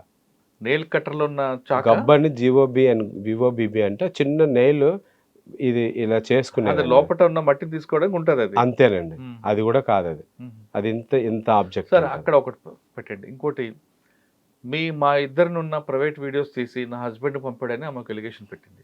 వాళ్ళ హస్బెండే స్టేట్మెంట్ ఇచ్చారండి, నాకు ఎటువంటి వీడియోలు రాలేదు, ఎటువంటి మెసేజ్లు రాలేదు. కానీ మరి ఇంకొక వ్యక్తి నా ఫోన్లో స్క్రీన్ షాట్ తీసుకొని ఉన్నాడని ఆయన కూడా ఎవిడెన్స్ ఇవ్వడానికి వచ్చాడు కదా. ఆయన చూడనే లేదండి, ఈయన తీసుకున్నారని విషయం. విట్నెస్ ఎలా పెట్టారు ఆయనకి? ఇప్పుడు ఏంటంటే ఏమవుతుందండి, ఎఫ్ఐఆర్ అన్నది ఒక information, that is not a investigation. ఇప్సో ఫ్యాక్ట్ అంటారు. ఇన్వెస్టిగేషన్ ఎప్పుడవుతుందండి, పోలీసు వాళ్ళు చేస్తే. మీరు ఇందాక అన్నట్టుగా LW1 ఎవరైతే కంప్లైంట్ ఉన్నారో ఆవిడ స్టేట్మెంట్ తీసుకున్నంత వరకు ఈ కంప్లైంట్ మీద ఏమీ యాక్షన్ తీసుకోవడానికి లేదు. వితిన్ 24 అవర్స్లోనే వాళ్ళు తీసుకోవాలి. 4 days గ్యాప్ వచ్చింది. 4 days గ్యాప్ వచ్చింది. ఆ 4 days గ్యాప్లో ఈ స్టోరీ పైకి వెళ్ళిపోయి ఇదంతా గాలివానలాగా అయిపోయి ఆవిడకి బాధితురాలు అయిపోయింది, ఈయన మరికొంచెం బాధితుడు అయిపోయాడు, ఇద్దరు స్కేప్ గోట్స్ అయిపోయి ఇది ఎటో వెళ్ళిపోయి ఆవిడ కొంచెం ఎక్స్ట్రాగా చెప్పడం వల్ల సెక్షన్స్ మార్చేసి ఈయన్ని అరెస్ట్కి తీసుకొచ్చి అరెస్ట్ చేసి రిమాండ్ చేశారు. సార్ అరెస్ట్ చేశారు, రిమాండ్ చేశారు. రిమాండ్ చేసిన తర్వాత తీసుకొచ్చిన తర్వాత కస్టడీకి తీసుకున్నారు 2 days. ఆ టైంలో సజ్జనార్ గారు నిజంగా బెదిరించారా అందరినీ? ఈ కస్టడీ విషయంలో కూడా అండి, కస్టడీ పిటిషన్ వాళ్ళు వేశారు, మేము దానికి వెహిమెంట్లీ ఆర్గ్యూ చేసాం, బ్లాటెంట్ లైస్ వేస్తున్నారు, కస్టడీ అవసరం లేదు. సెక్షన్ 187లోనే రీజనబుల్ గ్రౌండ్స్ లేకుండా కస్టడీ అడగడానికి లేదు. అది కూడా ఏంటంటే ఒక మొబైల్ ఫోన్లో ఏదో పొందుపరిచానని చెప్పి రాశారు, ఐఫోన్ అని చెప్పి అని అన్నారు. పోనీ ఆ ఎలీజ్డ్ వాళ్ళు చెప్పిన విధంగానే సోషల్ మీడియాలో వీలైన ఒక ఫేక్ ఏదైతే నోట్ ఉందో ఆ నోట్లో వేరే ఆండ్రాయిడ్ ఫోన్ కూడా అని రాశాడు ఆయన. ఆ ఆండ్రాయిడ్ ఫోన్ ల్యాప్టాప్ ఆయన పోలీసు వారికి సమతంగా ఆయన హ్యాండ్ ఓవర్ చేసేసాడు. కానీ అసలు ఫోన్ ఐఫోన్ ఇవ్వలేదు అంటున్నారు. అన్ని ఫోన్లు అవేనండి, ఆయన దగ్గర లేనే లేదంట ఐఫోన్. సో ఒకటి, సో ఎప్పుడైతే ఈ సార్ ఇప్పుడు 6 గంటలు లాకప్ క్లోజ్ చేశాక బయటికి పంపకూడదు, మళ్ళీ ఉదయం 6 గంటలకు ఓపెన్ చేస్తేనే, కానీ ఏదైనా ఎమర్జెన్సీ మెడికల్ అయితేనే ఓపెన్ చేయాలి, అంత తప్ప జైలు మాన్యువల్ ఒప్పుకోదు. మరి ఉదయ కృష్ణారెడ్డికి 6 గంటల తర్వాత లాకప్ ఓపెన్ తెచ్చారా, లేదు ఇన్ని ముందే కస్టడీ పిటిషన్ వస్తుంది కాబట్టి దాని లోపల ఎందుకు పెట్టడం అని బయట పెట్టారా? ఉదయ కృష్ణారెడ్డి మీరు చెప్పుంటారు కదా. ఇప్పుడు ఒకటండి, జడ్జి గారు బెయిల్ ఆర్డర్ ఇచ్చిందే సాయంత్రం 5:30-6 గంటల తర్వాత ఇచ్చారు. అటువంటప్పుడు ఇక్కడ జైల్లో ఉన్న సూపరింటెండెంట్ గారికి ఎలా తెలుస్తుందండి ఆర్డర్? జైలు ఆయన తెలియడం కాదు, ఉదయ కృష్ణారెడ్డి గారు మీరు మాట్లాడి ఉంటారు కదా బయటకు. ఆయన లోనే ఉన్నాడండి ఆయన. ఇప్పుడు కాదండి, కస్టడీ ముందు రోజే బ్యారెక్లోకి పంపించేశారంట ఆయన. పంపించి కానీ మళ్ళీ తీసుకొచ్చారా? ఒకటండి, మీరు అడిగిన క్వశ్చన్లో ఒక సస్పీషియస్గా నేను కూడా థింక్ చేయాల్సి వస్తుంది. ఎలా అంటేనండి, ఇప్పుడు ఉదయ కృష్ణారెడ్డికి ఆర్డర్ డిస్మిస్ అవుతుందా, ఫేవరబుల్గా వీళ్ళకి కస్టడీ ఇస్తారా లేదనేది సూపరింటెండెంట్కి ఎలా తెలిసి బయట ఉంచగలరండి? ఆయన సూపర్ మ్యాన్ కాదు. అలా ఉంచారనంటే అది కూడా క్రైమే. అదే లేకపోతే వాళ్ళకి ముందే తెలుసా ఆర్డర్ వస్తుందని? అదే నా క్వశ్చన్ అదే. అదే అలాగ ఆప్షనే లేదండి. లేదు. కానీ ఏంటంటే ఈయన్ని బయటకు తీశారండి. అది ఒక ఇల్లీగల్ ప్రొవిజన్ అది. అటువంటి ప్రొవిజన్ లేదు. ఉన్నదేమో నాకు తెలియదు. బట్ నా లైఫ్ టైమ్ ఆఫ్ ఎక్స్‌పీరియన్స్‌లో ఇంతవరకు కూడా మేము ఎన్ని రిలీజ్ ఆర్డర్‌లు 5:00 వేసినా కానీ కూడా జైలు మాన్యువల్ ఒప్పుకోదండి అది. అదే ఒప్పుకోదు. మరి ఎలా పంపించారు ఇక్కడ? సరే. పోనీ ఎన్ని గంటలకు పంపించారండి. తీసుకొచ్చారండి లాకప్ నుంచి? నైట్ జైలు 8:30, 9:00 తీసుకొచ్చారండి. ఆ! తీసుకొచ్చి ఉస్మానియాలో మెడికల్ చేసి అక్కడ అక్కడ ఆర్డర్‌లో క్లియర్‌గా రాశారు. వాళ్ళు వేసింది పిటిషన్ దానికోసమే, ఆర్డర్ కూడా దానికోసమే ఇచ్చారు. వేసిన పిటిషన్ దేనికండి? మాకు ఐఫోన్, పలానా సిమ్ కార్డు మాకు రికవరీ కోసం ఇంట్రాగేషన్ చేస్తాం. అక్కడ క్లియర్‌గా ఆర్డర్‌లో కూడా రాశారు కోర్టు వారు. ఐఫోను, సెల్ ఫోన్ రికవరీకి మాత్రమే అని చెప్పి కూడా ఇచ్చారు. పొటెన్సీ టెస్ట్ అని రాశారు. పొటెన్సీ టెస్ట్ ఇందులో అవసరం లేదు. ఈ కేసుకి ప్రూవ్ చేయడానికి కానీ, డిస్‌ప్రూవ్ చేయడానికి కానీ ఈ టెస్ట్ అవసరం లేదు కాబట్టి డిస్మిస్ చేశారండి. ఒక పిటిషన్ డిస్మిస్ చేశారు. వీళ్ళు అడిగిన 7 డేస్‌కి ఈ ఓన్లీ ఐఫోన్ రికవరీ కోసం ఇన్ని డేస్ అవసరం లేదు. ఓన్లీ 2 డేస్ ఇచ్చారు. అక్కడ ఏంటంటే ఎప్పుడు నేచురల్‌గా టైమింగ్స్ రాస్తారు. స్పెసిఫిక్‌గా 10-5 చేయాలని. అందులో టైమింగ్స్ లేకపోవడం వల్ల వీళ్ళు 48 అవర్స్‌ని కూడా వాడుకుందామని ఆయన్ని ముందు నుంచే బయటకు తీసి ఏం ఇన్‌ఫ్లుయెన్స్ చేశారో నాకు తెలీదు. తీసిన వాళ్ళని అక్కడ అత్తాపూర్ పోలీస్ స్టేషన్ వారి కస్టడీలోని మాత్రమే ఇంట్రాగేట్ చేయాలని ఉంది. అత్తాపూర్ పోలీస్ స్టేషన్ ఎక్కడుందండి? Within the territorial jurisdiction of this honourable court. Attapur police station ఉప్పరపల్లిలో ఉంది. సో అత్తాపూర్లో ఉంది. ఈ కోర్టు ఉప్పరపల్లిలో ఉంది. అక్కడికి తీసుకురాకుండా టాస్క్ ఫోర్స్ ఆఫీస్‌కి తీసుకొచ్చారు. టాస్క్ ఫోర్స్ ఆఫీస్ ఎక్కడుందండి? ప్యాట్నీలో ఉంది. అవును. సికింద్రాబాద్ అది. అక్కడ ఏమైనా జరిగిందనుకోండి ఎక్కడ కంప్లైంట్ ఇవ్వాలండి మేము? అక్కడ జరిగింది కాబట్టి అక్కడున్న పోలీస్ స్టేషన్‌లో ఇవ్వాల్సి వస్తది ఏమైనా జరిగితే. మేము అమరావతి హైకోర్టు నుంచి రిటర్న్ అవుతా వస్తున్నాం మేము మా కొలీగ్స్. వీళ్ళు ఫోన్ చేశారు. సార్ మీరు రేపు తీసుకొస్తారన్నారు. వీళ్ళు ఈరోజే తీసుకొచ్చేసారు సార్. ఇప్పుడే మాకు తెలిసింది. మేము ఎందుకైనా మంచిదని ఆర్డర్ వచ్చింది కదా అక్కడ వెయిట్ చేస్తున్నాము. వీళ్ళు రాత్రి తీసుకొచ్చారు సార్. టాస్క్ ఫోర్స్ ఆఫీస్‌లో ఉందని చెప్పేసి అన్నారు. సో మేము కూడా అక్కడ ఆన్ ది వే మధ్యలో ఆగాం టాస్క్ ఫోర్స్ ఆఫీస్ దగ్గర. మేము అడిగాం కార్డు పంపించాం. ఇదేంటండి ఇక్కడ ఉంచారు అత్తాపూర్ పోలీస్ ఇది కాదు కదా అని అంటే అప్పుడు లా నుంచి అధికారులు వచ్చారు. ఒక రిటైర్డ్ ఆయనకి ఎటువంటి అధికారం ఎవరిచ్చారో ఆర్డర్స్ తెలియదు. రిటైర్ అయిపోయిన పోలీస్ ఆఫీసర్. ఓఎస్డీ అట్ కదండి. ఓఎస్డీ అట్ అండి. ఏమి ఎప్పుడు ఇచ్చారో తెలియదండి అది. ఆయనకు అడిగితే మీకు చెప్పాల్సిన నెసెసిటీ లేదన్నారు. ఎప్పుడైనా ఒక ఇంట్రాగేషన్ ఆఫీసర్ ఆయన ఐడెంటిటీ కానీ ఆయనకున్న స్పెసిఫిక్ అథారిటీ కానీ చెప్పి తీరాలండి. అది ఒక కోర్ట్ ఆఫీసర్ మేము కూడా ఒక కోర్ట్ ఆఫీసర్గానే ట్రీట్ చేయాలి. అడ్వకేట్ ప్రొటెక్షన్ యాక్ట్లో సెక్షన్ 6 క్లియర్గా చెప్తుందండి. ఎప్పుడైనా కోర్ట్ ఆఫీసర్గా ఒక advocate any office, any institution, any authority or కోర్ట్కి వచ్చేటప్పుడు ఆ ఇన్స్టిట్యూషన్లో head of the institution or authority ఏ విధమైన రెస్పెక్ట్ ఇస్తారో అదే రెస్పెక్ట్ ఇవ్వాలి. లేకపోతే అది 2 years కన్విక్షన్ పీనల్ సెక్షన్ అండి. మన తెలంగాణ ప్రభుత్వం వారు ఆ advocate protection action bill pass చేశారు. నేను అది కూడా చెప్పాను. మీరు ఇర్రెగ్యులర్గా ఆన్సర్ చేయడానికి ఉండదండి.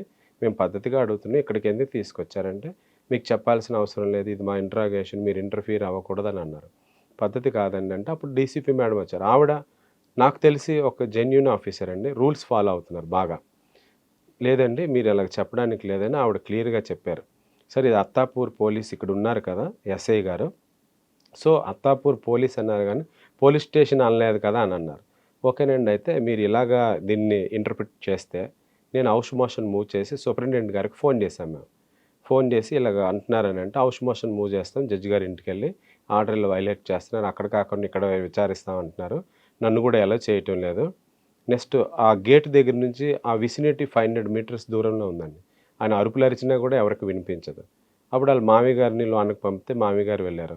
ఆయన ఉదయము లేదు నన్ను చుట్టుపక్కల 10-15 మంది పోలీస్ గార్డులు ఉన్నారంట, చాలా ఇబ్బంది పెడుతున్నారు అని అంటే ఆయన వెంటనే వచ్చి బయటికి చెప్తే ఇది పద్ధతి లేదండి నేను హౌస్ మోషన్ మూవ్ చేస్తానంటే అప్పుడు డీసీపీ గారు చట్టపరంగా అత్తాపూర్ పోలీస్ స్టేషన్కి పంపించారు. సో ఎర్లీ మార్నింగ్ మళ్ళీ స్టార్ట్ చేసేసారు ఇంట్రాగేషన్. ఎర్లీ మార్నింగ్ వరకు కాకుండా అత్తాపూర్ పోలీసుని తీసుకెళ్లారు కదా. కస్టడీలో ఉన్నప్పుడు అత్తాపూర్ ఏ పొల్యూషన్కి ఇస్తే చేసిన తర్వాత తిరిగి వాళ్ళకి లాకప్ పంపాలి కదండి. ఆ పొల్యూషన్ ఎలాగొస్తారు? అది ఆ నైట్ అంతా అక్కడే ఇంకొకటి ఉంచకూడదు కదా అంటున్నా. కరెక్ట్. ఇప్పుడు ఆ పోలీస్ స్టేషన్కి ఒక కోర్టుకి సంబంధించి ఒక లాకప్ ఉంటుంది. తిరిగి జైలుకి పంపాలి లేదా సిసిఎస్ కని పంపాలి. కానీ కస్టడీలో ఉన్నోడికి ఆ పొల్యూషన్ ఉంచాలని రూల్ ఉందా? ఇప్పుడు మీరు కరెక్ట్ క్వశ్చన్ అడిగారండి. ఇది ఇండియాలో మన భారత ప్రభుత్వం కూడా యూనియన్ టెరిటరీ నెక్స్ట్ స్టేట్ లా కమిషన్స్ కూడా ఆలోచించదగ్గ క్వశ్చన్ ఇది. Valid question. జైలు అనేది ఒక హ్యాబిటెంట్స్ ఇన్మేట్స్ ఉండే హ్యాబిటెంట్ ప్లేస్ అది. పడుకోవడానికి కానీ బాత్రూమ్స్ కానీ అన్ని వెసల్బాలిటీ ఉంటాయి. ఇక్కడ పోలీస్ కస్టడీ అన్న దాంట్లో వాళ్ళకి పడుకోవడానికి నిద్రించడానికి ఒక ప్రిజనర్కి ఉండే రైట్ బేసిక్ నెససరీస్ ఏమీ ఉండవండి. 24 అవర్స్ కస్టడీకి తప్పితే అక్కడ మిగిలిన 48 అవర్స్ కస్టడీ ఇచ్చేటప్పుడు ఆయన ఎక్కడ స్నానం చేసుకుంటాడు, ఎక్కడ బాత్రూమ్కి వెళ్తాడు, ఎక్కడ పడుకుంటాడు, అటువంటి ఇన్హాబిటెంట్ పొజిషన్లో ఉంచడానికి కూడా లేదు. నేను అది కూడా చెప్పాను, 10 to 5 చేయండి, ఇన్హాబిటెంట్గా ఉంటుంది పోలీస్ కస్టడీ అంత వాతావరణం అని చెప్తే అది భారత ప్రభుత్వం తీసుకోవాల్సిన నిర్ణయం అన్నారు. ఓకే, సెకండ్ క్వశ్చన్ అండి. సీసీ కెమెరాల మధ్యలో జరగాలి, అది మ్యాండేటరీ.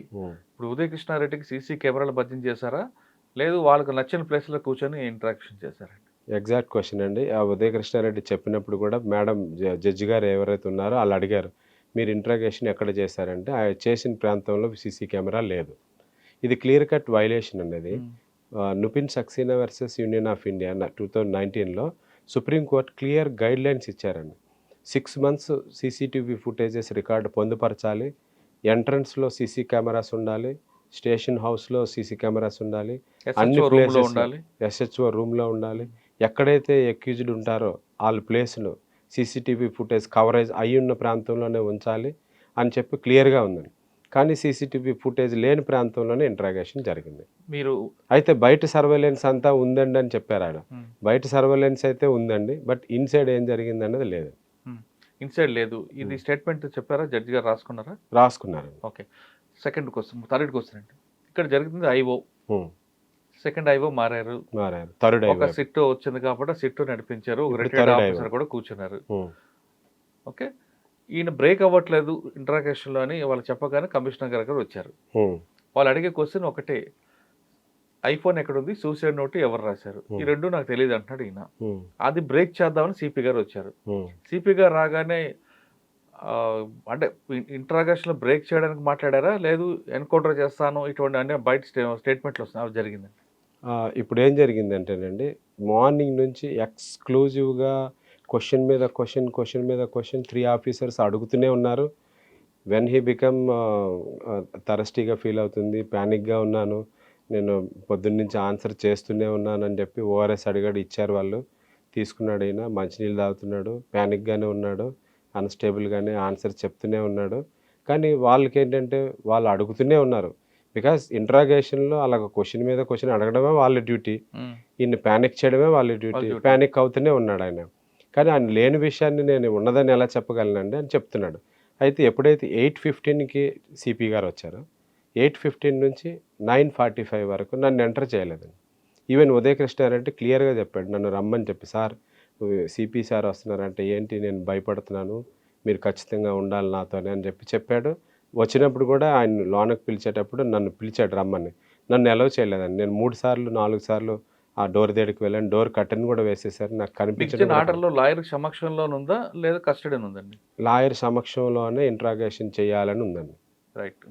ఎప్పుడైతే accused intended so in the presence of advocate మాత్రమే చేయాలని ఉంది. ఆయన పిలిచాడు. క్వశ్చన్ అడగలేపారండి సిపి గారికి, ఇది ఏమైనా ఆర్గనైజ్డ్ క్రైమా, ఇది కాన్స్పిరసీ ఉందా? ఎస్ అండి. ఇది అడల్ట్స్ ఇద్దరుని ఏదో జరిగింది, దాన్ని ఇద్దరు కూర్చోబెట్టి మాట్లాడాల్సింది పోయి అంత చిన్న విషయం అండి, క్లియర్ గా చెప్పాలంటే ఎందుకు రప్చర్ చేస్తున్నారని అడిగారు మీరు? అంటే మీరున్న ఇంత బేసిక్ గా మీరున్న సొసైటీ సమాజాన్ని చదవడం అనేది చాలా ఇంపార్టెంట్ అండి. మీరు మంచి క్వశ్చన్ వేశారు. ఇది అదే క్వశ్చన్ నేను అడగడానికి ఉండదండి, ఎందుకంటే లాయర్ డ్యూటీ అంటే నా ప్రెజెన్స్లో అడగడమే తప్పితే నేను క్వశ్చన్ చేయడానికి. కోర్టులో మీరు క్వశ్చన్ చేయొచ్చు కదా? కోర్టులో క్వశ్చన్ చేస్తామండి. అదేంటి, ఎప్పుడైతే ట్రయల్కి వస్తుందో అప్పుడండి. ఈ ట్రయల్లో ఏంటంటే ఇన్వెస్టిగేషన్లో ఎప్పుడైనా వైలేషన్స్ జరిగితేనే కోర్టు ఇంటర్ఫియర్ అవుతుంది తప్పితే ఇన్వెస్టిగేషన్లో కోర్టు దూరదండి. కానీ ఇప్పుడు జరిగిన దీంట్లో వైలేషన్ అవుతుంది. కానీ ఏంటంటే సజ్జనార్ గారికి ఒక ఒపీనియన్ ఉందండి. ఏం ఒపీనియన్ అండి? ఒక బ్యాడ్ ఒపీనియన్ ఎగెనెస్ట్ ఉదయ్. ఏం ఒపీనియన్ అది? ఏమయ్యా, ఎందుకు ఒక ఐపీఎస్గా ఉంటూ సూసైడ్ నోట్ పెట్టి సోషల్ మీడియాకి ఎందుకు ఇచ్చావు నువ్వు, అందరికీ వస్తుంది అది అని పెడితే, సార్ నేను ఇవ్వలేదు సార్, నేను ఇది పేపర్లోని టీవీల్లో చూసి నేను ప్యానిక్ అయ్యి నేను అపస్మారక స్థితికి వెళ్ళాల్సి వచ్చి నేను అప్సెట్ అయిపోయి హాస్పిటలైజ్ అయ్యాను, అది నేను ఇవ్వలేదు, ఎవరు ఇచ్చారో తెలియదు. నేను ఇవ్వలేదు అంటున్నాడా, నేను రాయలేదన్నాడు? కాదండి, అసలు సోషల్ మీడియాకి ఫస్ట్ బిగినింగ్ ఈయన అనుకుంటున్నారు. డీసీపీ గారు కానీ ఆ ఏసీపీ గారు కానీ, ఐఓ కానీ, లేకపోతే సజ్జనార్ సార్ సిపి సార్ కానీ ఈయన సోషల్ మీడియాకి చేసి ఏదో సింపతి గెయిన్ చేద్దామని ఈయన క్రియేట్ చేశాడేమో అని అనుకుంటున్నారు. ఆవిడ ఇమేజ్ డ్యామేజ్ అవుతుంది, ఈయన ఇమేజ్ డ్యామేజ్ అయింది. ఇక్కడ ప్రాబ్లం ఏంటి, ఇది తెలుగు స్టేట్స్. తెలుగు స్టేట్స్లోనే ఈయన కాస్త కూస్త నేమ్ ఉంది, టోటల్గా డ్యామేజ్ అయింది. ఇక్కడ విషయం ఏంటంటే అటు ఇటు తిగితే సజ్జనార్ ఒక ఉన్నతాధికారిగా ఆయన ఎస్హెచ్ఓ ఎవరు, ఐఓ ఎవరు, ఈ ఎఫ్ఐఆర్ని అర్ధరాత్రి 11 గంటలకి ఎఫ్ఐఆర్ అయితే 19వ తేదీ జూలైని ఎలా రిలీజ్ అవుతుందండి? ఎక్యూజ్డ్కి ఎలా తెలుస్తుంది ఒక ఎఫ్ఐఆర్ కానీ, కంటెంట్ కానీ, కాపీ కానీ? సరే, అది మనం కాస్త పక్కన పెడితే దానివల్ల రిలీజ్ అయిందన్న విషయాన్ని సజ్జనార్ గారు గుర్తించలేకపోతున్నారు. ఓకే. అయితే ఇది చిన్న విషయాన్ని పెద్దది ఎందుకు చేసుకున్నారని ఆయన కూడా అన్నారు. మీరు ఇప్పుడు అడిగారు చూడండి, ఆ క్వశ్చన్కే నేను ఆన్సర్ చేస్తాను. ఇంత చిన్న విషయాన్ని ప్యాసిఫై చేసి వాళ్ళిద్దరి మధ్య క్లోజ్ జరిగిన వ్యవహారం చేసుకోకుండా కదా సార్ ఇది. దీనివల్ల సొసైటీకి ఏంటి బెనిఫిట్, ఏం నష్టం జరుగుతుంది? ఎస్ అదే మాట సజ్జనార్ సార్ కూడా చెప్పారు సార్. ఇది రప్చర్ ఎందుకు చేసుకున్నారు మీరు అని చెప్పి ఆయన కూడా అడిగారు. సార్ నేను చేయలేదు సార్, నాకు తెలియదు సార్, దైవ సాక్షిగా మా అమ్మ నాన్న సాక్షిగా అని ఆయన పోలీసులు చెప్తున్నారు. ఏమంటున్నారంటే రప్చర్ చేయడం ఒక ఎత్తు అయితే, ఉదయ కృష్ణారెడ్డికి ఇంకా చాలా మంది అమ్మాయిలతో సంబంధాలు ఉన్నాయి, చాలా మంది అమ్మాయిలకు మోసం చేస్తుంటాడని, కోచింగ్ సెంటర్లో తీసుకున్నప్పుడు అలాగే చేశాడని, ఇది ఒక హ్యాబిట్గా మార్చుకున్నాడు, ఈయనకు వచ్చిన గుడ్ విల్ని ఇలాగ మిస్యూజ్ చేశాడనేది వాళ్ళ ఎలిగేషన్. ఇది ఒక బ్లాటెంట్ లై అండి. బికాజ్ ఒక పర్సన్ చూస్తే ఒక ఒపీనియన్ వస్తుంది, ఒక వ్యక్తిని చూస్తే ఆ క్యారెక్టర్ ఏంటనేది చెప్పగలం కాస్త కోస్తా. ఆయన హిస్టరీనే చూడొచ్చు కదండి. ఆయన హిస్టరీ ఈ రోజు ఇది కాదు కదండి. ఆయన is an officer in police department for 5 years he served as a police officer, constable అవని ఏదవని అండి. After that he continued he studies and IPS అయ్యాడు. ఆయన లైఫ్లో ఎక్కడుందండి అటువంటి హిస్టరీ? యాంటీసిడెంట్ హిస్టరీలో ఒక్కటైనా ఉండాలి కదా. ఇదేమి చిన్న ఏజ్ కాదు, 32 years. 32 yearsలో ఇటువంటి హిస్టరీ లేదు, ఒక ప్రూఫ్ లేదు. ఇప్పుడు నేను చెప్పొచ్చండి 100 మందితో తిరుగుతున్నాడు అలా ఇలా అని చెప్పి అబద్ధాలు చెప్పొచ్చు, అది అబద్ధమే. ఈ కేసు దాన్ని చూసిన తర్వాత సార్ మీరే చెప్తున్నారు ఇద్దరు విక్టిమ్సే, ఇద్దరు విక్టిమ్స్. గ్యాప్ ఎందుకు పెంచారు, ఎవరు పెంచారు, ఎవరికి బెనిఫిట్ అండి ఇందులో? అదే అర్థం కావట్లేదండి.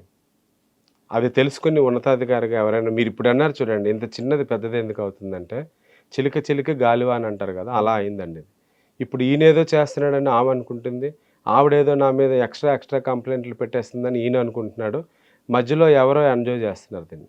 రాంగ్ వినండి, ఇన్ఫర్మేషన్ క్లియర్గా ఇస్తే పర్వాలేదు.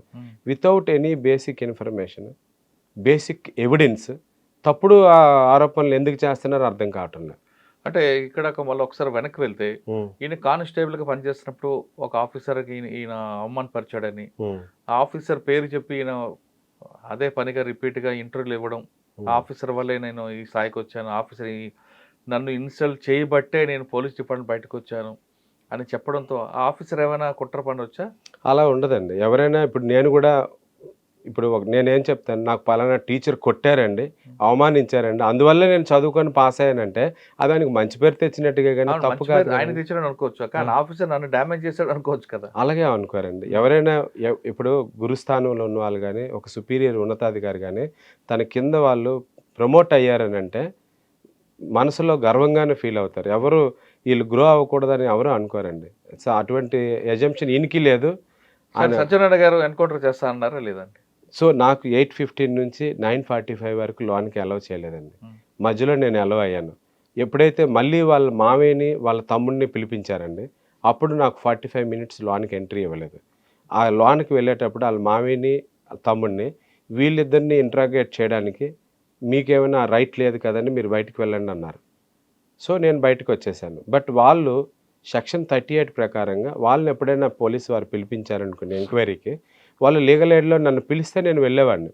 నా అంతటి నేను వస్తానని చెప్పలేను కదండి, వాళ్ళకి తెలియదు, వాళ్ళు వెళ్ళారు లోనికి. వీళ్ళు ఆఫర్ ఇవ్వాలి, మిమ్మల్ని మేము పిలిచాము, మీకేమైనా లాయర్ గారి సలహా సంప్రదింపుల కోసం మీరు పక్కన పెట్టుకుంటారనే ఒక ఉన్నతాధికారిగా సెక్షన్ వైలేట్ కాకుండా ఆపర్చునిటీ ఇవ్వాలి. ఇవ్వలేదు. అవన్నీ జరిగితే టాస్క్ ఫోర్స్ తీసుకెళ్తారు, నైట్ టైం ఎందుకు పెడతారండి?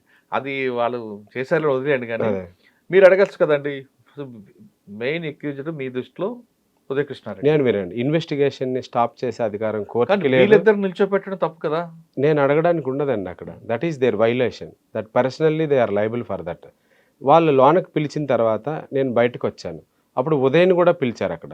ఉదయ్ వెళ్ళినప్పుడు నేను వెళ్తానండి, నన్ను పిలిచాడు కదా అంటే నన్ను అలౌ చేయలే, రిస్ట్రిక్ట్ చేశారు నన్ను బయట. ఆయన పిలిచానుగా వెళ్ళలేదు. తర్వాత ఏమైంది, ఒక పెద్ద లాఠీ, నెక్స్ట్ ఒక కర్రను రబ్బర్తో ఉన్నది తీసుకొని వెళ్ళారు. అంతవరకే చూసాను. నేను ప్యానిక్కాను. ఇదేంటిది ఇలా తీసుకుని వెళ్తున్నారు, ఏం బ్రేక్ అవుతాడని జరుగుతుంది? తీసుకెళ్లారా, కొట్టారా నిజంగా? ఏమైందో నాకు తెలియదండి. లోన అయితే గట్టిగానే సౌండ్ వచ్చింది, అరుపులు వినిపించాయి. అంతకుమించి నాకేం తెలియదు. తర్వాత కూడా నన్ను ఉదయ్‌తో కలవనివ్వకుండా చేశారండి. పొద్దున్నే మళ్ళీ వచ్చారు, కూర్చున్నారు. కూర్చొని వెంటనే ఎక్కడికది నేను రాకముందునే ఫ్యామిలీ కానీ మెంబర్స్. మీరు స్కిప్ అవుతుంది. సత్యనారాయణ గారు ఎన్కౌంటర్ చేస్తా అన్నారా లేదా అనేది. ఆ టైంలో నేను లేనండి లోన. కానీ వీళ్ళు నన్ను చెప్పారు, బయటికి స్టేట్మెంట్ జడ్జిమెంట్ ఇచ్చారు, కోర్టులో చెప్పారు. కోర్టులో చెప్పారు. ఎన్కౌంటర్ నేనున్నాను. చేస్తాను. అప్పుడు చెప్పినప్పుడు నేనున్నాను. ఏమన్నారు సత్యనారాయణ గారు? చంపుతా అన్నారా, ఎన్కౌంటర్ లేదు, అన్నారా? ఆయన ఏమన్నారంటే, మీ తమ్ముడిది కూడా నేను ఏపీపీఎస్సీ క్యాడర్‌కి బ్లాక్ లిస్ట్‌లో పెట్టిస్తాను. ఆ. నీది కూడా యూపీపీఎస్సీకి పెట్టిస్తాను. మీ అందరిని లేపేస్తానని అన్నారండి. మా ఫ్యామిలీని కూడా టార్గెట్ చేస్తానని అన్నారు. నా ముందే నన్ను తిట్టారు, మా అమ్మని తిట్టారు అని చాలా బాధపడ్డాడు. ఆయన్ని తిట్టినంత వరకు ఆయన ఏం బాధపడలేదండి. వాళ్ళ తమ్ముడిని, మేనమామ గారిని ఏదో సమ్ వర్డ్, వాళ్ళ అమ్మగారిని కూడా, చనిపోయిన అమ్మగారిని కూడా తిట్టారని చెప్పి ఆయన ఏడ్చాడండి అది. అయ్యో. సో ఆ విషయం అయితే కోర్టులో ఆయన చెప్తాడని కూడా నేను ఊహించలే. ఎందుకంటే రికార్డ్ నాకు అయిందండి? నెక్స్ట్ డేన నాకు ఉదయ్‌తో కలిసే అవకాశం, ఆపర్చునిటీ చాలా తక్కువ ఉందండి. ఏం చేశారంటే, నేను నైట్ అంతా ఉండి, నైట్ 1 గంట వరకు చేశారు కాబట్టి నేను 2 గంటలకి ఇంటికి వెళ్ళాను. తెల్లవారు నేను వెళ్ళడం లేట్ అయింది. వాళ్ళ ఫ్యామిలీ మెంబర్స్‌ని పెట్టాను. కోర్టులో ఆర్డర్‌లో clear instructions, counsel or family members అని ఉంది. ఫ్యామిలీ మెంబర్స్‌ని అలౌ చేయలే. నాకు ఇంటిమేట్ చేయలే. ఇంటిమేట్ చేయకుండా, ఫ్యామిలీ మెంబర్స్‌ని అలౌ చేయకుండా సీన్ రీకన్‌స్ట్రక్షన్ అని, పార్ట్ ఆఫ్ ఇన్వెస్టిగేషనే కదండి, ఇంట్రాగేషనే. సీన్ రీకన్‌స్ట్రక్షన్ అని ఎక్కడికో తీసుకువెళ్ళిపోయారు. నేను ఫోన్ చేశాను ఎస్హెచ్ఓ గారికి.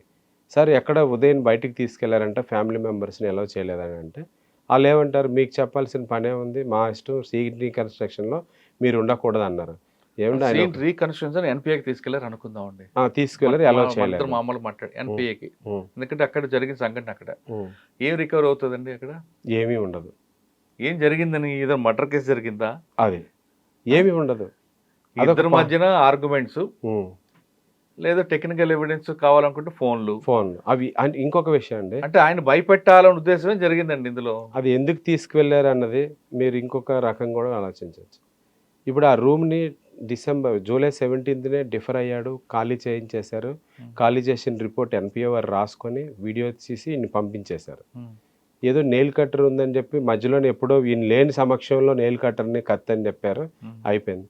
అయితే నాకు ఇంటిమేట్ చేయకుండా వెళ్ళిపోవడం, ఫ్యామిలీ మెంబర్స్ అలౌ చేయకపోవడం, ఎక్కడున్నారంటే మీ అవసరం లేదని చెప్పడం, దాన్ని ఏమవుతుందంటేనండి, ఈ కేసులో సిపి సార్ సజ్జనార్ గారు, ఆయన ఒక encounter specialist. So next day నాకు తెలిసింది ఏంటంటే, ఎన్కౌంటర్ చేస్తాం అది ఇదని నన్ను తిట్టారు రాత్రి అన్న విషయం నాకు నెక్స్ట్ డే వరకు తెలియదండి. ఎందుకంటే ఉదయ్‌తో నాకు కలిసే అవకాశం లేదు. ఎన్పిఏ నుంచి తెచ్చిన తర్వాత మళ్ళీ మెడికల్కి తీసుకెళ్ళిపోయారు. మెడికల్కి తీసుకొచ్చిన తర్వాత కోర్టుకి తీసుకొచ్చారు. నేను కలవడానికి కానీ ఏదైనా మాట్లాడడానికి కూడా అవకాశం నాకు తక్కువ ఉంది అసలు. లేదు. 2 days కస్టడీలో ఏం జరిగిన విషయం మేజిస్ట్రేట్ చెప్పారా? చెప్పాడండి ఆయన. ఆయన రికార్డ్ చేసుకున్నారండి? రికార్డ్ చేసుకున్నారు. దానికి వాళ్ళు ఎక్స్ప్లెనేటరీగా ఒక మెమో కూడా ఇచ్చారు. మాకు కూడా ఒక రిటర్న్గా మెమో ఇవ్వమన్నారు. నేను ఇంక ఉదయం కలవలేదండి. కలిసిన తర్వాత రిటర్న్గా ఇద్దామని చెప్పి పంపించారు జైలుకి. మళ్ళీ ఇంకోసారి కస్టడీకి ఎంత తీసుకున్నారండి? ఇంకా పిటిషన్ వేశారు. ఇంకొకటి అండి, ఇక్కడ ఏంటంటే సెక్షన్ 187 బిఎన్ఎస్ఎస్లో రీజనబుల్ గ్రౌండ్స్ ఉంటేనే కానీ కస్టడీ ఇవ్వడానికి లేదు. That is a discretionary power of court, not mandatory. Directory కానీ మ్యాండేటరీ కాదు, అది డిస్క్రిషనరీ, విచక్షణ అధికారం ఉంది వాళ్ళకి. వాళ్ళు రీజనబుల్ గ్రౌండ్స్ చూపిస్తేనే ఇవ్వాలండి. ఒకసారి కస్టడీ ఇచ్చారు, ఓన్లీ ఐఫోన్ రికవరీ అన్నారు. సేమ్ ఐఫోన్ రికవరీ కోసం వాళ్ళు ఫెయిల్ అయితే they cannot ask for the same grounds, fresh grounds. First కస్టడీకి ఇచ్చారు, ఓకే, ఏం రికవరీ చేశారు? ఏమీ లేదండి. మరి చేసినప్పుడు రెండోసారి ఏం చేస్తారు? ఏమీ ఉండదు. అది వేస్ట్. బెయిల్ రాకుండా ఇబ్బంది పెట్టడం. ఎస్ అండి, బెయిల్ రాకుండా ఒక టెక్నికల్గా, వెల్ ప్లానెడ్గా, ఆర్గనైజ్డ్గా ప్రతి కేసులోనే ఇదే చేస్తారండి. ఈ 187ని ఇంతకుముందు ఫస్ట్ రిమాండ్ పీరియడ్లో మాత్రమే కస్టడీ అడగాలి, అంటే ఫస్ట్ 14-15 డేస్లో మాత్రమే ఉండేది. బిఎన్ఎస్ఎస్ వెసులుబాటు చేసి 187లో 15 days పార్ట్లీ ఇవ్వచ్చని ఉంది.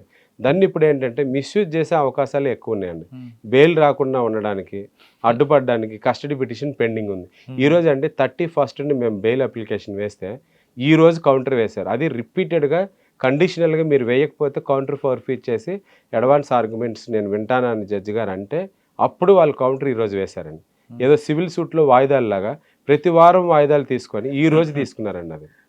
అది ఫోర్స్డ్గా వేశారు వాళ్ళని. సార్ మీరు చాలా కేసులు చూస్తుంటారు కదా, వాళ్ళు చూస్తుంటారు, పోలీస్ వర్సెస్ లాయర్లు జరుగుతుంటాయి. ఈ కేసులో అసలు క్రైమ్ అనేది ఎక్కడ కనిపిస్తుంది? ఏమి లేదండి, క్రైమే లేదు అసలు. వీళ్ళిద్దరి మధ్యన ఇద్దరు అడల్ట్స్, ఇద్దరు పెద్దవాళ్ళు, adults. ఇద్దరి మధ్యన పెళ్లి చేసుకుందాం అనుకున్నారు, సరే ఏదో జరిగింది, విడిపోయారు. ఇందులో ఎవరు ఫోర్స్ వల్ల కంప్లైంట్ వచ్చింది. వీళ్ళు కొండంతవి ఎలక పట్టుకోవడం తప్ప ఏముంటది ఇందులో? ఏమి ఉండదండి. మరి మీద అది కోర్టుకి చెప్పొచ్చు కదా. కోర్టుకి ఇప్పుడు ఏంటంటే ఇది బడ్డింగ్ స్టేజ్లో ఉందండి. ఇన్వెస్టిగేషన్ అని చెప్పి మీరు ఇందాక అన్నారు కదండి, బెయిల్ రానివ్వకుండా ఆయన పర్సనల్ లిబర్టీని, ఆర్టికల్ 21 కాన్స్టిట్యూషనల్ రైట్స్ని స్పాయిల్ చేయడమే తప్పితే అసలు కేసులో ఫస్ట్ స్టేషన్ బెయిల్ ఇవ్వాలి, దాన్ని మార్చి దీన్ని సెక్షన్స్ పెద్దవి చేసి బెయిల్ రానివ్వకుండా అది ఉంచే టార్గెటే తప్పితే ఏమీ లేదండి. సరే, సజ్జనార్ ఎందుకు టార్గెట్ తీసుకుంటారండి ఈయన్ని? సజ్జనార్ గారు ఒకటేమంటున్నారంటే ఈయన పేపర్ పబ్లిషింగ్ న్యూస్ మీడియాకి ఈయన ఇచ్చారని ఆయన అనుకుంటున్నారు. అది ఎప్పుడైతే ఆయన దృష్టికి వెళ్తుందో ఆయన ఇవ్వలేదు, వాళ్ళ పోలీసు అక్కడ స్టేషన్ వాళ్ళే అది రివీల్ చేసి మీడియాకి ఇచ్చారనే విషయం తెలిస్తే నాకు తెలిసి డెఫినెట్లీ విల్ టేక్ యాక్షన్ అండి. ఎందుకంటే అది పినిటివ్ సెక్షన్, అది అంటే పనిష్మెంట్ 2 years ఉంటుంది. ఎవరైనా ఎఫ్ఐఆర్లో పేరు పెట్టినా ఆ ఎఫ్ఐఆర్ని పబ్లిక్ ఈరోజు అండి ఎఫ్ఐఆర్ అల్టర్ అయ్యి సెక్షన్స్ మార్చి పెద్ద సెక్షన్స్ పెట్టినా ఈ రోజుకి కూడా అది పబ్లిక్ పోర్టల్లో ఉంది, సిటిజన్ పోర్టల్లో. పెట్టకూడదు, అది పబ్లిక్ డొమైన్ రాకూడదు కదా, రాకూడదు అసలు. అది వైలేషన్ అండి. అది పరమవీర్ సింగ్ వర్సెస్ బలిజిత్ సింగ్ అది క్లియర్గా చెప్తుంది.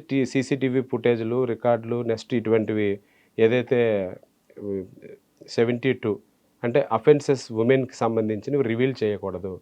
నెక్స్ట్ పోక్సో యాక్ట్లో కూడా సెక్షన్ 24 చెప్తుంది. అసలు ఆ ప్లేస్ పేరు కూడా చెప్పకూడదండి, ప్రాంగణం పేరు కానీ, తల్లిదండ్రుల పేరు కానీ, ఊర్ల పేర్లు కానీ ఏమీ చెప్పకూడదు అసలు. ఇంతలాగా రివీల్ చేసింది ఫస్ట్ ఎవరండి? ఇప్పుడు పోలీసు తెలిసో చేశారా తెలియజేశారా కానీ తెలిసి చేయకపోవడం, తెలియక చేయకపోవడం వాళ్ళు వినండి, లేమెన్స్ అయితే అనుకోవచ్చు, దే ఆర్ ఆన్ డ్యూటీ. ఉదయ కృష్ణారెడ్డితో పాటు ఉదయ కృష్ణారెడ్డికి టెక్నికల్గా ఫిక్సప్ చేస్తున్నారు, కానీ వేరే విధంగా హ్యూమన్ యాంగిల్లో కానీ మన ఎమోషనల్ బాధలు చేస్తున్నారు. ఇప్పుడు ఆవిడ పేరు రిపీట్ గా చెప్పి ఆవిడకి తిప్పి ఆవిడకి డ్యామేజ్ అయింది కదా. తప్పండి, చాలా బాధపడుతుందని సజ్జనార్ సారే చెప్పారు. నా పేర్లు, నా హిస్టరీ అంతా. సార్ ఇప్పుడు ఫైనల్ గా చెప్పండి, ఈ కేసులో ఉదయ కృష్ణారెడ్డి బెయిల్ వస్తుంది, అవన్నీ పక్కన పెడతాం. అసలు ముందు ఈ క్రైమ్ స్టార్ట్ అయింది, క్రైమ్ అంటే ఈ ఇష్యూ స్టార్ట్ అయింది ఆ అమ్మాయితో కాబట్టి ఆ అమ్మాయి మీద ఎందుకు మీరు కేసు పెట్టకూడదు? ఇప్పుడు ఏంటంటే ఈయనకి ఆవిడని ఒక గుడ్ రిలేషన్లో మంచి ఫ్రెండ్ గానే అది ఒకప్పుడు సార్, ఇప్పుడు గుడ్ రిలేషన్ పోయి అంత డ్యామేజ్ అయింది కదా, టోటల్గా కెరీరే స్పాయిల్ అయింది కదా. కెరీర్ ఏమి స్పాయిల్ కాదండి, అవుతుందండి. ఎందుకంటే వీళ్ళు కావాలని అనుకొని ఎన్పిఏ ద్వారా డిప్యూటీకి రాయించి ఇన్మోరల్ యాక్ట్ కింద మీద ఎందుకు యాక్షన్ తీసుకోకూడదు అని పెడితే మోరల్ టర్పిట్యూడ్ అని ఉంటుందండి. కానీ ఏంటంటే ఇప్పుడు సుప్రీంకోర్టు జడ్జిమెంట్స్ ఉన్నాయండి క్లియర్గా, same complainant, same witnesses, same content ఉన్నది. వెన్ కోర్టు పెండింగ్ ఎడ్యుకేషన్లో ఉండేటప్పుడు ఎక్కడ ఎంక్వైరీని ముందుగా క్లోజ్ చేయాలి? కోర్టు వారు క్లోజ్ చేయాలి. Court is a procedure for education of the case. Pending ఎడ్యుకేషన్లో ఎక్కడ ఉంటుండగా ఇక్కడ ఫైనల్ జడ్జిమెంట్ ఇవ్వడానికి ఉండదు. డొమెస్టిక్ ఎంక్వైరీ చేస్తారు వాళ్ళు. డొమెస్టిక్ ఎంక్వైరీ ఫైనాలిటీకి ఎప్పుడు వస్తుందండి? They cannot conclude that final. వాళ్ళు కంక్లూడ్ చేయడం కాదు, కోర్టు నుంచి రావాలి. కోర్టు నుంచి ఎప్పటికి వస్తుందండి? అది ఇయర్స్ పడుతుంది. అంతవరకు they cannot take any final. Article 311 క్లియర్గా చెప్తుందండి, any public servant or any person cannot be suspended until and unless enquiry completion. Right sir, దానికి ఒప్పుకుంటా. ఈ 3 సంవత్సరాలు ఉదయ కృష్ణారెడ్డికి పరిస్థితి గౌరవంగా ఉంటుందా లేదా ఆర్థికంగా కానీ అన్నింటిలో? ఆర్థికంగా అయితే దెబ్బతింటాడు. ఒక కెరియర్ లో ఉండాల్సిన వ్యక్తి సడన్ గా వైకుంఠపాలెం నుంచి పడిపోయినట్టు పడిపోతే ఆయన పరిస్థితి ఎవరండి? కానీ ఏంటంటే ఈ విషయంలోనండి ఉదయ కృష్ణారెడ్డికి ఇది లైఫ్లో ఇంకా గ్రో అయ్యే అవకాశాలు ఉన్నాయి. నేను ఎందుకు చెప్తానంటేనండి, ఆయనకి కష్టాలు కొత్త కాదు. ఈ మోరల్గా డిమోరల్ అవడం, డిఫామేషన్స్, హ్యూమిలియేషన్స్ అన్నీ తెలుసు ఆయనకి. ఇప్పుడు ఏ ఐపీఎస్కి లేని ట్రైనింగ్ ఆయనకు అవుతుంది. సామాన్య మానవుడు ఫాల్స్ అక్యూజేషన్తో ఇలా వస్తే ఏ విధంగా ఉంటుంది అనేది ఆయనకి స్పెషల్ ట్రైనింగ్ సెల్ఫ్గా అవుతుంది. సో రేపు పొద్దున్న ఆయన సర్వీస్లోకి వస్తే ఆయన సమాజాన్ని పూర్తిగా పరిశీలించి ఇది అసలు నిజమైన కంప్లైంటా కాదా, మిస్టేక్ ఆఫ్ ఫ్యాక్టా. సజ్జనార్ కూడా అన్నారండి, మీరు ఏమైనా ప్రూఫ్లు ఉంటే ఇవ్వయ్యా, నేను మిస్టేక్ ఆఫ్ ఫ్యాక్ట్ కింద కేసు క్లోజ్ చేస్తానని. ప్రూఫ్లు ఈయన ఎందుకు ఇస్తాడు? ఈయన దగ్గర లేనిది ఏమి ఇస్తాడు ఈయన? ఇప్పుడు good friendship. Crime against women ఆమె కంప్లైంట్ ఇచ్చింది, ఎవిడెన్స్ ఉందో లేదో కదా, ఈ బర్డెన్ ఆమె మీద ఉంటుంది కదా. బర్డెన్ ప్రాసిక్యూషన్ మీదే ఉంటుందండి. అదే వాళ్ళు ప్రూవ్ చేసుకోవడానికి ఏమీ లేవు సాక్ష్యాలు. అందుకనే యాక్చువల్గా టోటల్గా డాక్టర్స్ని ఎగ్జామినేషన్ చేశారు. There is no wounds, nothing was there. ఏమీ లేవని డాక్టర్ సర్టిఫికేషన్ కూడా ఇచ్చేశారు. ఒంటరి ఎన్పిఏలో అక్కడ ఏవైతే ఉన్నాయో వాళ్ళు ప్రాంగణంలోని అందరు సాక్షులను విచారించేశారు. ప్రొసీజర్ చేస్తున్నారు. టోటల్గా ప్రొసీజర్ కంప్లీట్ అయిపోయిందండి. Nothing but filing charge sheet. A investigation pending లో లేదండి. అంటే ప్రొసీజర్ పనిష్మెంట్ మాత్రమే ఉంటుంది, ఫైనల్ పనిష్మెంట్ ఉండకపోవచ్చు. అంతేనండి. ఈయన కోర్టు తీసుకురావడం, జైలు తీసుకురావడం, కస్టడీ పేపర్లో రావడం, ఈ ప్రొసీజర్ పనిష్మెంట్. మన ఇండియాలో చాలా కేసులు కూడా అవే కదా, ప్రొసీజర్ పనిష్మెంట్. అందులో ఏదో కేసు అవుతామో అంతేనండి. కానీ ఈలోకి జరగాల్సిన అవమానాలు అన్నీ జరుగుతుంటాయి. అవమానాలు పాపం ఈయనకి జరిగిన ఒక మగవాడిగా భరించగలండి. కానీ ఈ పేర్లు ఇవన్నీ బయటికి రావడం వల్ల ఏమైందంటే, ఫస్ట్ ఇన్సెప్షన్ ఆఫ్ ది కేసులో ఆ బయటికి ఆ మీడియాకి రావడం వలన ఈరోజు ఆవిడ కూడా బాధపడుతుంది. సార్ ఇంకో క్వశ్చన్ అంటే, ఇందులో ఉదయకృష్ణారెడ్డి అనుకుందాం అక్యూజ్డ్ అని, కానీ వాళ్ళ మేనమామ, వాళ్ళ తమ్ముడిని, వాళ్ళ మరదల్ని అందరినీ నోటీసులు పిలిపించడం వాళ్ళ ఉద్దేశం ఏంటి? అదే చాలా తప్పండి. అది ఇది మీరు ఇందాక అన్నారు కొండంత వెలకని పెట్టినట్టుగా, ఇదేమైనా మర్డర్ కేసా లేకపోతే కాన్స్పిరసీ కేసా? అడల్ట్ కేసు కదండి. పోనీ ఇప్పుడు దారిపోని ఒక అమ్మాయిని ఇలా లాక్కొని ఏదో చేశారంటే మర్డర్ చేసామనండి, ఎన్కౌంటర్ చేయడం పెద్ద విచిత్రం కాదు. నేను ఇప్పుడు అన్నది ఏంటి, అది జనా 2022 అని ఒక మూవీ ఉందండి.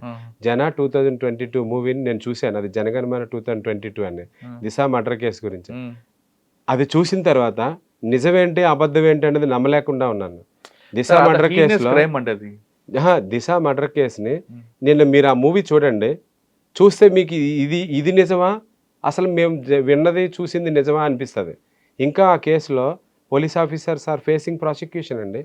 హ్యూమన్ రైట్స్ కౌన్సిల్ ఇంకా కేసు పెండింగ్లోనే ఉంది. అది ఆ కేసులో జనగణమన జనా 2022 క్లియర్గా సేమ్ ఫ్యాక్ట్స్ మీద సేమ్ మూవీ తీశారండి. అది మీరు వీలుంటే ఆ సినిమాని చూడండి. సార్ సినిమా పక్కన పెడతాం సార్, నేను ఎన్కౌంటర్ చేయడం తప్పనట్లేదు, కానీ ఆ క్రైమ్ హీనియస్ తప్పేనండి. అది ఎన్కౌంటర్ చేయడం తప్పు కాదని మనం ఎలాగనుకోను, అది మర్డర్ కేసు. అది murder case sir, rape and murder. అది ఒక అమ్మాయి లేదు, ఎన్కౌంటర్ చేయడం కూడా మర్డర్ తర్వాత మర్డర్, కానీ అది ప్రైవేట్ డిఫెన్స్ లో చేసామనేది ఎక్సెప్షన్ లోకి తీసుకెళ్తే అది చాలా heinous crime sir.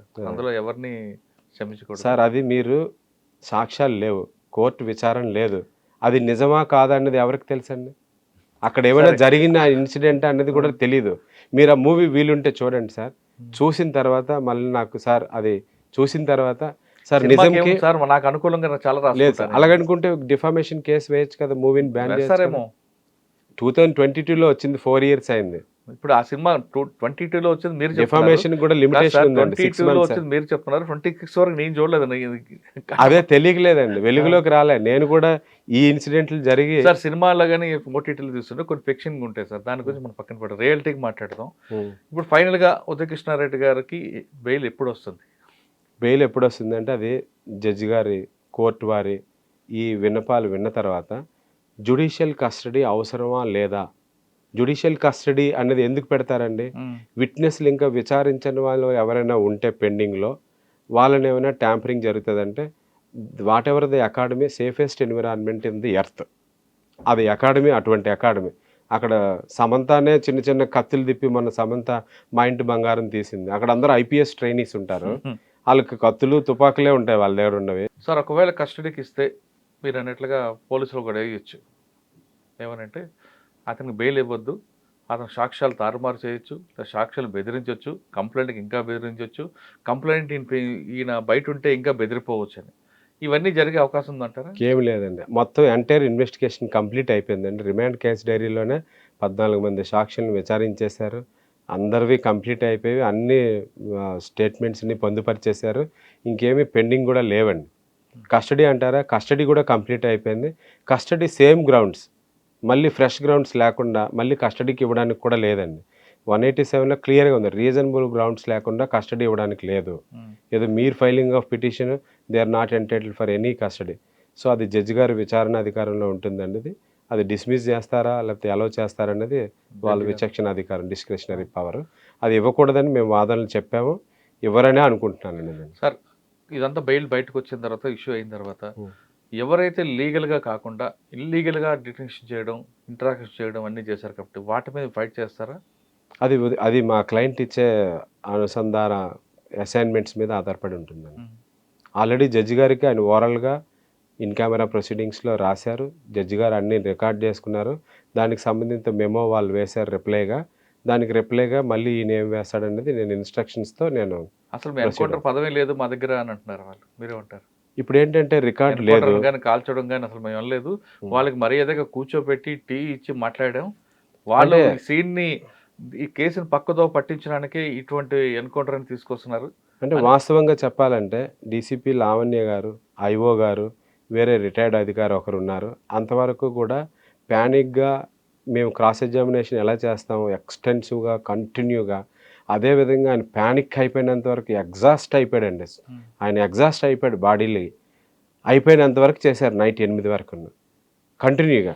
But they have provided water, ORS and food provide చేశారు, నేను డినై చేయటంలే. బట్ ఆఫ్టర్ 8:15 నుంచి 12:38 వరకు మళ్ళీ 4 hours నిల్చుని పెట్టి అప్పటికే ఎగ్జాస్ట్ అయిపోయిన వ్యక్తి. ఎందుకంటే అందులో టైమింగ్స్ లేవు ఆర్డర్లో. ఎప్పుడు ఏంటంటే ఏది లూపోల్ దొరుకుతుందో వెతికి పెడతారని. మేము 48 hours కూడా చేయొచ్చని 8:15 నుంచి నైట్ 12:38 వరకు చేశారు. అప్పుడు నిల్చునే ఉన్నాడు ఆయన. నన్ను మధ్యలో పంపించేశారు. ఆ మధ్యలో ఏమేమి తిట్టారన్నది ఆయన కోర్టులో చెప్పారు. ఇప్పుడు ఆ సీసీటీవీ ఫుటేజ్లో ఉండాలి కదండి. అలా అయితే పీపీ గారు అందులో ఆన్సర్ ఏం చెప్తున్నారు, సార్ ఎక్యూజ్ని ఇంట్రాగేట్ చేసినప్పుడు మేము ఇక్కడ వెల్కమింగ్లో ఇక్కడేమి చెప్పము, పరిస్థితులు అలాగనే ఉంటాయని ఇండైరెక్ట్గా ఆయన కూడా అడ్మిట్ అవుతున్నాడు. ఇప్పుడు సీసీ కెమెరా లేని చోట ఎందుకు చేయాలన్నటువంటి అప్పుడు. సార్ ఈ కేసులో మరోసారి కస్టడీకి వేస్తే మీరు ఆర్గ్యుమెంట్ ఎలాగుంటుంది ఒకటి, రెండోసారి కస్టడీకి తీసుకుంటే అసలు పోలీసింగ్ ఎలా ఉంటుందో, అసలు ఇంట్రాగేషన్ ఎలా ఉంటుందని మీకు ఎవరైనా బెదిరించారా? వాళ్ళ బంధువులకి అక్కడ ఉన్న ఒక పోలీస్ ఆఫీసర్ ఫోన్ చేశారండి, మా మీద కంప్లైంట్ ఇస్తాడా, ఈసారి మేము కస్టడీకి వస్తే మేము చూసుకుంటాము అని చెప్పి చాలా బెదరగొట్టారు. ఎన్పిఏకి తీసుకెళ్ళినప్పుడే ఇప్పుడు ఒక పోలీస్ ఆఫీసర్ అండి, బంధువులు ఎలవడ్ లేదు, లాయర్ని ఎలవ్ చేయలేదు, చెప్పబెట్టకుండా బయటకు పట్టుకెళ్ళిపోయారు. ఆయన ఒక పోలీస్ ఆఫీసర్ ట్రైనీ, ఆయనకి గన్ షూటింగ్ కూడా వచ్చు. ఏముందండి నా గన్ తీసుకోవడానికి మాకు ట్రై చేశారు, మేము ఆటోమేటిక్గా షూట్ చేసాము అని అంటే దానికి ఆపర్చునిటీస్ ఉన్నాయి. అటువంటి విషయాలు మళ్ళీ కస్టడీ ఇవ్వడం అనేది అసలు అసాధ్యం అండి. అది ఇచ్చారంటే మాత్రంకి ఆయన్ని చాలా డ్యామేజ్ చేస్తామని కూడా ఫోన్లో తెలియపరిచారు కూడా, తెలియపరిచారు. వాళ్ళ బంధువులకు ఫోన్ కూడా చేశారు, వాళ్ళ మామకి ఇంకొక ఆయనకండి. అచ్చా, ఫైనల్గా మీరేం చెప్తారండి? సో ఇప్పుడు ఎటువంటి కస్టడీ అవసరం లేదండి. ఆల్రెడీ దాని విచారణ 48 hours కూడా కంప్లీట్ అయిపోయింది. ఆ కంప్లీషన్లోనే వాళ్ళు కోర్టు వారు ఇచ్చింది ఓన్లీ ఐఫోను లేకపోతే సిమ్ కార్డ్ రికవర్ అన్నారు. వీళ్ళు అడిషనల్గా ఆ ఫేక్ ఏదైతే సూసైడ్ నోట్ ఉందో foundational course of original document లేకుండా దాని మీద మాకు ఒరిజినల్ కావాలని చెప్పి అడుగుతున్నారు. ఆయన నాకు తెలియదండి, దాని మీద ఒక డేటు లేదు, సైన్ లేదు, టైం లేదు, అది ఎవరు అప్లోడ్ చేశారో కూడా ఆయనకు తెలియదు. దాని బేసిక్ రూట్సే తెలియనప్పుడు ఆయన అడగడం వల్ల ఉపయోగం లేదండి. నెక్స్ట్ దాని మీద ఒక హ్యాండ్ రైటింగ్ పిటిషన్ కూడా వేశారు, వితౌట్ ఫౌండేషనల్ ఒరిజినల్ డాక్యుమెంట్. ఒకవైపు అంటారు మేము ఒరిజినల్ కావాలి, మేము దానికోసం ఇంట్రాగేషన్ కావాలని అంటారు. ఫస్ట్ ఇంట్రాగేషన్లోనే అది కంప్లీట్ అయిపోయింది, అది వాళ్ళు అడ్మిట్ అయ్యారు కూడాను. సెకండ్ ఇంట్రాగేషన్లో ఫ్రెష్ గ్రౌండ్స్ లేకుండా ఆ పాత ఇంట్రాగేషనే మళ్ళీ చేస్తాం, మళ్ళీ ఇవ్వండి అని అంటే upon failure of some police officer interrogation అది ఏమీ దొరకనప్పుడు సేమ్ గ్రౌండ్స్కి మళ్ళీ వెతుకుతామంటే అది ఇవ్వరండి, కోర్టు వారు అయితే ఇవ్వరు. మేము అది దానికి సంబంధిత సుప్రీంకోర్టు సైటేషన్స్ కూడా చెప్పాము మేము. Okay, Uday Krishna Reddy trainee IPS కానిస్టేబుల్గా ఉన్న వ్యక్తి ఐపీఎస్ అవ్వడానికి ఎన్ని కష్టాలు పడ్డాడో అన్ని కష్టాలు పడ్డాడు. ఆయన స్టోరీ ప్రతి యువతకి ఒక రోల్ మోడల్. ఆయన చూసి చాలామంది డిపార్ట్మెంట్ రావాలి, కష్టపడాలి అనే దీంట్లో ఉండేవారు. కానీ దురదృష్టవశాత్తు ఎన్పిఏలోకి వచ్చాక ఒక లవ్ అఫైర్లో ఆయన ఇరుక్కున్నాడు. ఆ అమ్మాయి పెద్ద అమ్మాయి, ఇతను పెద్దోడి, ఇద్దరి మధ్యన ప్రేమ వ్యవహారంలో చిన్న డిస్టర్బెన్స్ ఇంత పెంట చేసింది. ఇది పోలీసుల వరకు వచ్చే కేసు కూడా కాదు, సాధారణంగా ఇంట్లో కూర్చొని మాట్లాడుకున్న కేసు లాంటిది. కానీ కొన్ని సంఘటనల వల్ల అది అటెంప్ట్ మర్డర్, అటెంప్ట్ రేప్ వరకు రావడం, పోలీస్ ఇంట్రాగేషన్ అవ్వడం, ఇంత కథంత జరిగింది. ఇక్కడ వరకు బాగానే ఉంది. కానీ చిన్న విషయాన్ని కూర్చోబెట్టి కాంప్రమైజ్ చేయాల్సిన పోలీస్ అధికారులు దీన్ని భూతద్దంలో చూస్తున్నారు. ఇదేదో దేశానికి దాటిన సరిహద్దు సమస్యలాగా, లేదు ఇది కుట్ర పంతున్నారు, దీని వెనక చాలామంది పెద్దలు ఉన్నారు, ఇది పెద్ద కాన్స్పరసీ కేసులాగా భావించిన పోలీసులు కూడా వాళ్ళకున్న అధికారాన్ని అడ్డం పెట్టుకొని దీన్ని కోర్టుకి కాకుండా వాళ్ళు చెప్పినట్లుగా కాకుండా వాళ్ళకి నచ్చిన విధంగా ఇంట్రాగేట్ చేయడం అనేది ఈ కేసులో అదొక పెద్ద మిస్టరీ. ఎందుకు ఇప్పుడు ఉదయ్ కృష్ణారెడ్డికి ఆ అమ్మాయికి జరిగిన వివాదంలో ఎవరికి బెనిఫిట్? ఆ బెనిఫిట్ ఆఫ్ డౌట్ ఇప్పుడు అడ్వకేట్ గారు ప్రూవ్ చేస్తే ఈ కేసు ఖచ్చితంగా పోతుందనే విషయం అర్థమవుతుంది. ఇప్పటికైనా సరే పోలీసులు లా ఏం చెప్తుందో చేస్తే లా మీద ప్రజలకి నమ్మకం ఉంటుంది, పోలీసుల మీద నమ్మకం కుదురుతుంది. అంతేగాని చేతుల్లో పవర్ ఉంది కదా అని రూల్ ఆఫ్ లా బ్రేక్ చేస్తే ఎప్పటికైనా వాళ్ళు వివాదాలు చిక్కుకోవడం ఖచ్చితం. ఉదయ్ కృష్ణారెడ్డి స్టోరీ, ఒక కుర్రాడు ఈ స్థాయికి రావడానికి ఒక మెసేజ్ సొసైటీకి పంపించి ఇప్పుడు ఇంట్రాగేషన్ ఒక మంచి మెసేజ్ వస్తుంది. రేపు రాబోయే కాలంలో ఉదయ్ కృష్ణారెడ్డి హైకోర్టులో మంచి అడ్వకేట్ అయినా ఆశ్చర్యపోకలేదు. ఇది ఉదయ్ కృష్ణారెడ్డి గారి బెయిల్ పిటిషన్పై దివాకర్ గారితో ఇష్యూ. వచ్చే వారం మరొక ఇష్టం మళ్ళీ కలుద్దాం. అంతవరకు నమస్తే. థ్యాంక్ యూ అండి. Thank you very much. Thank you.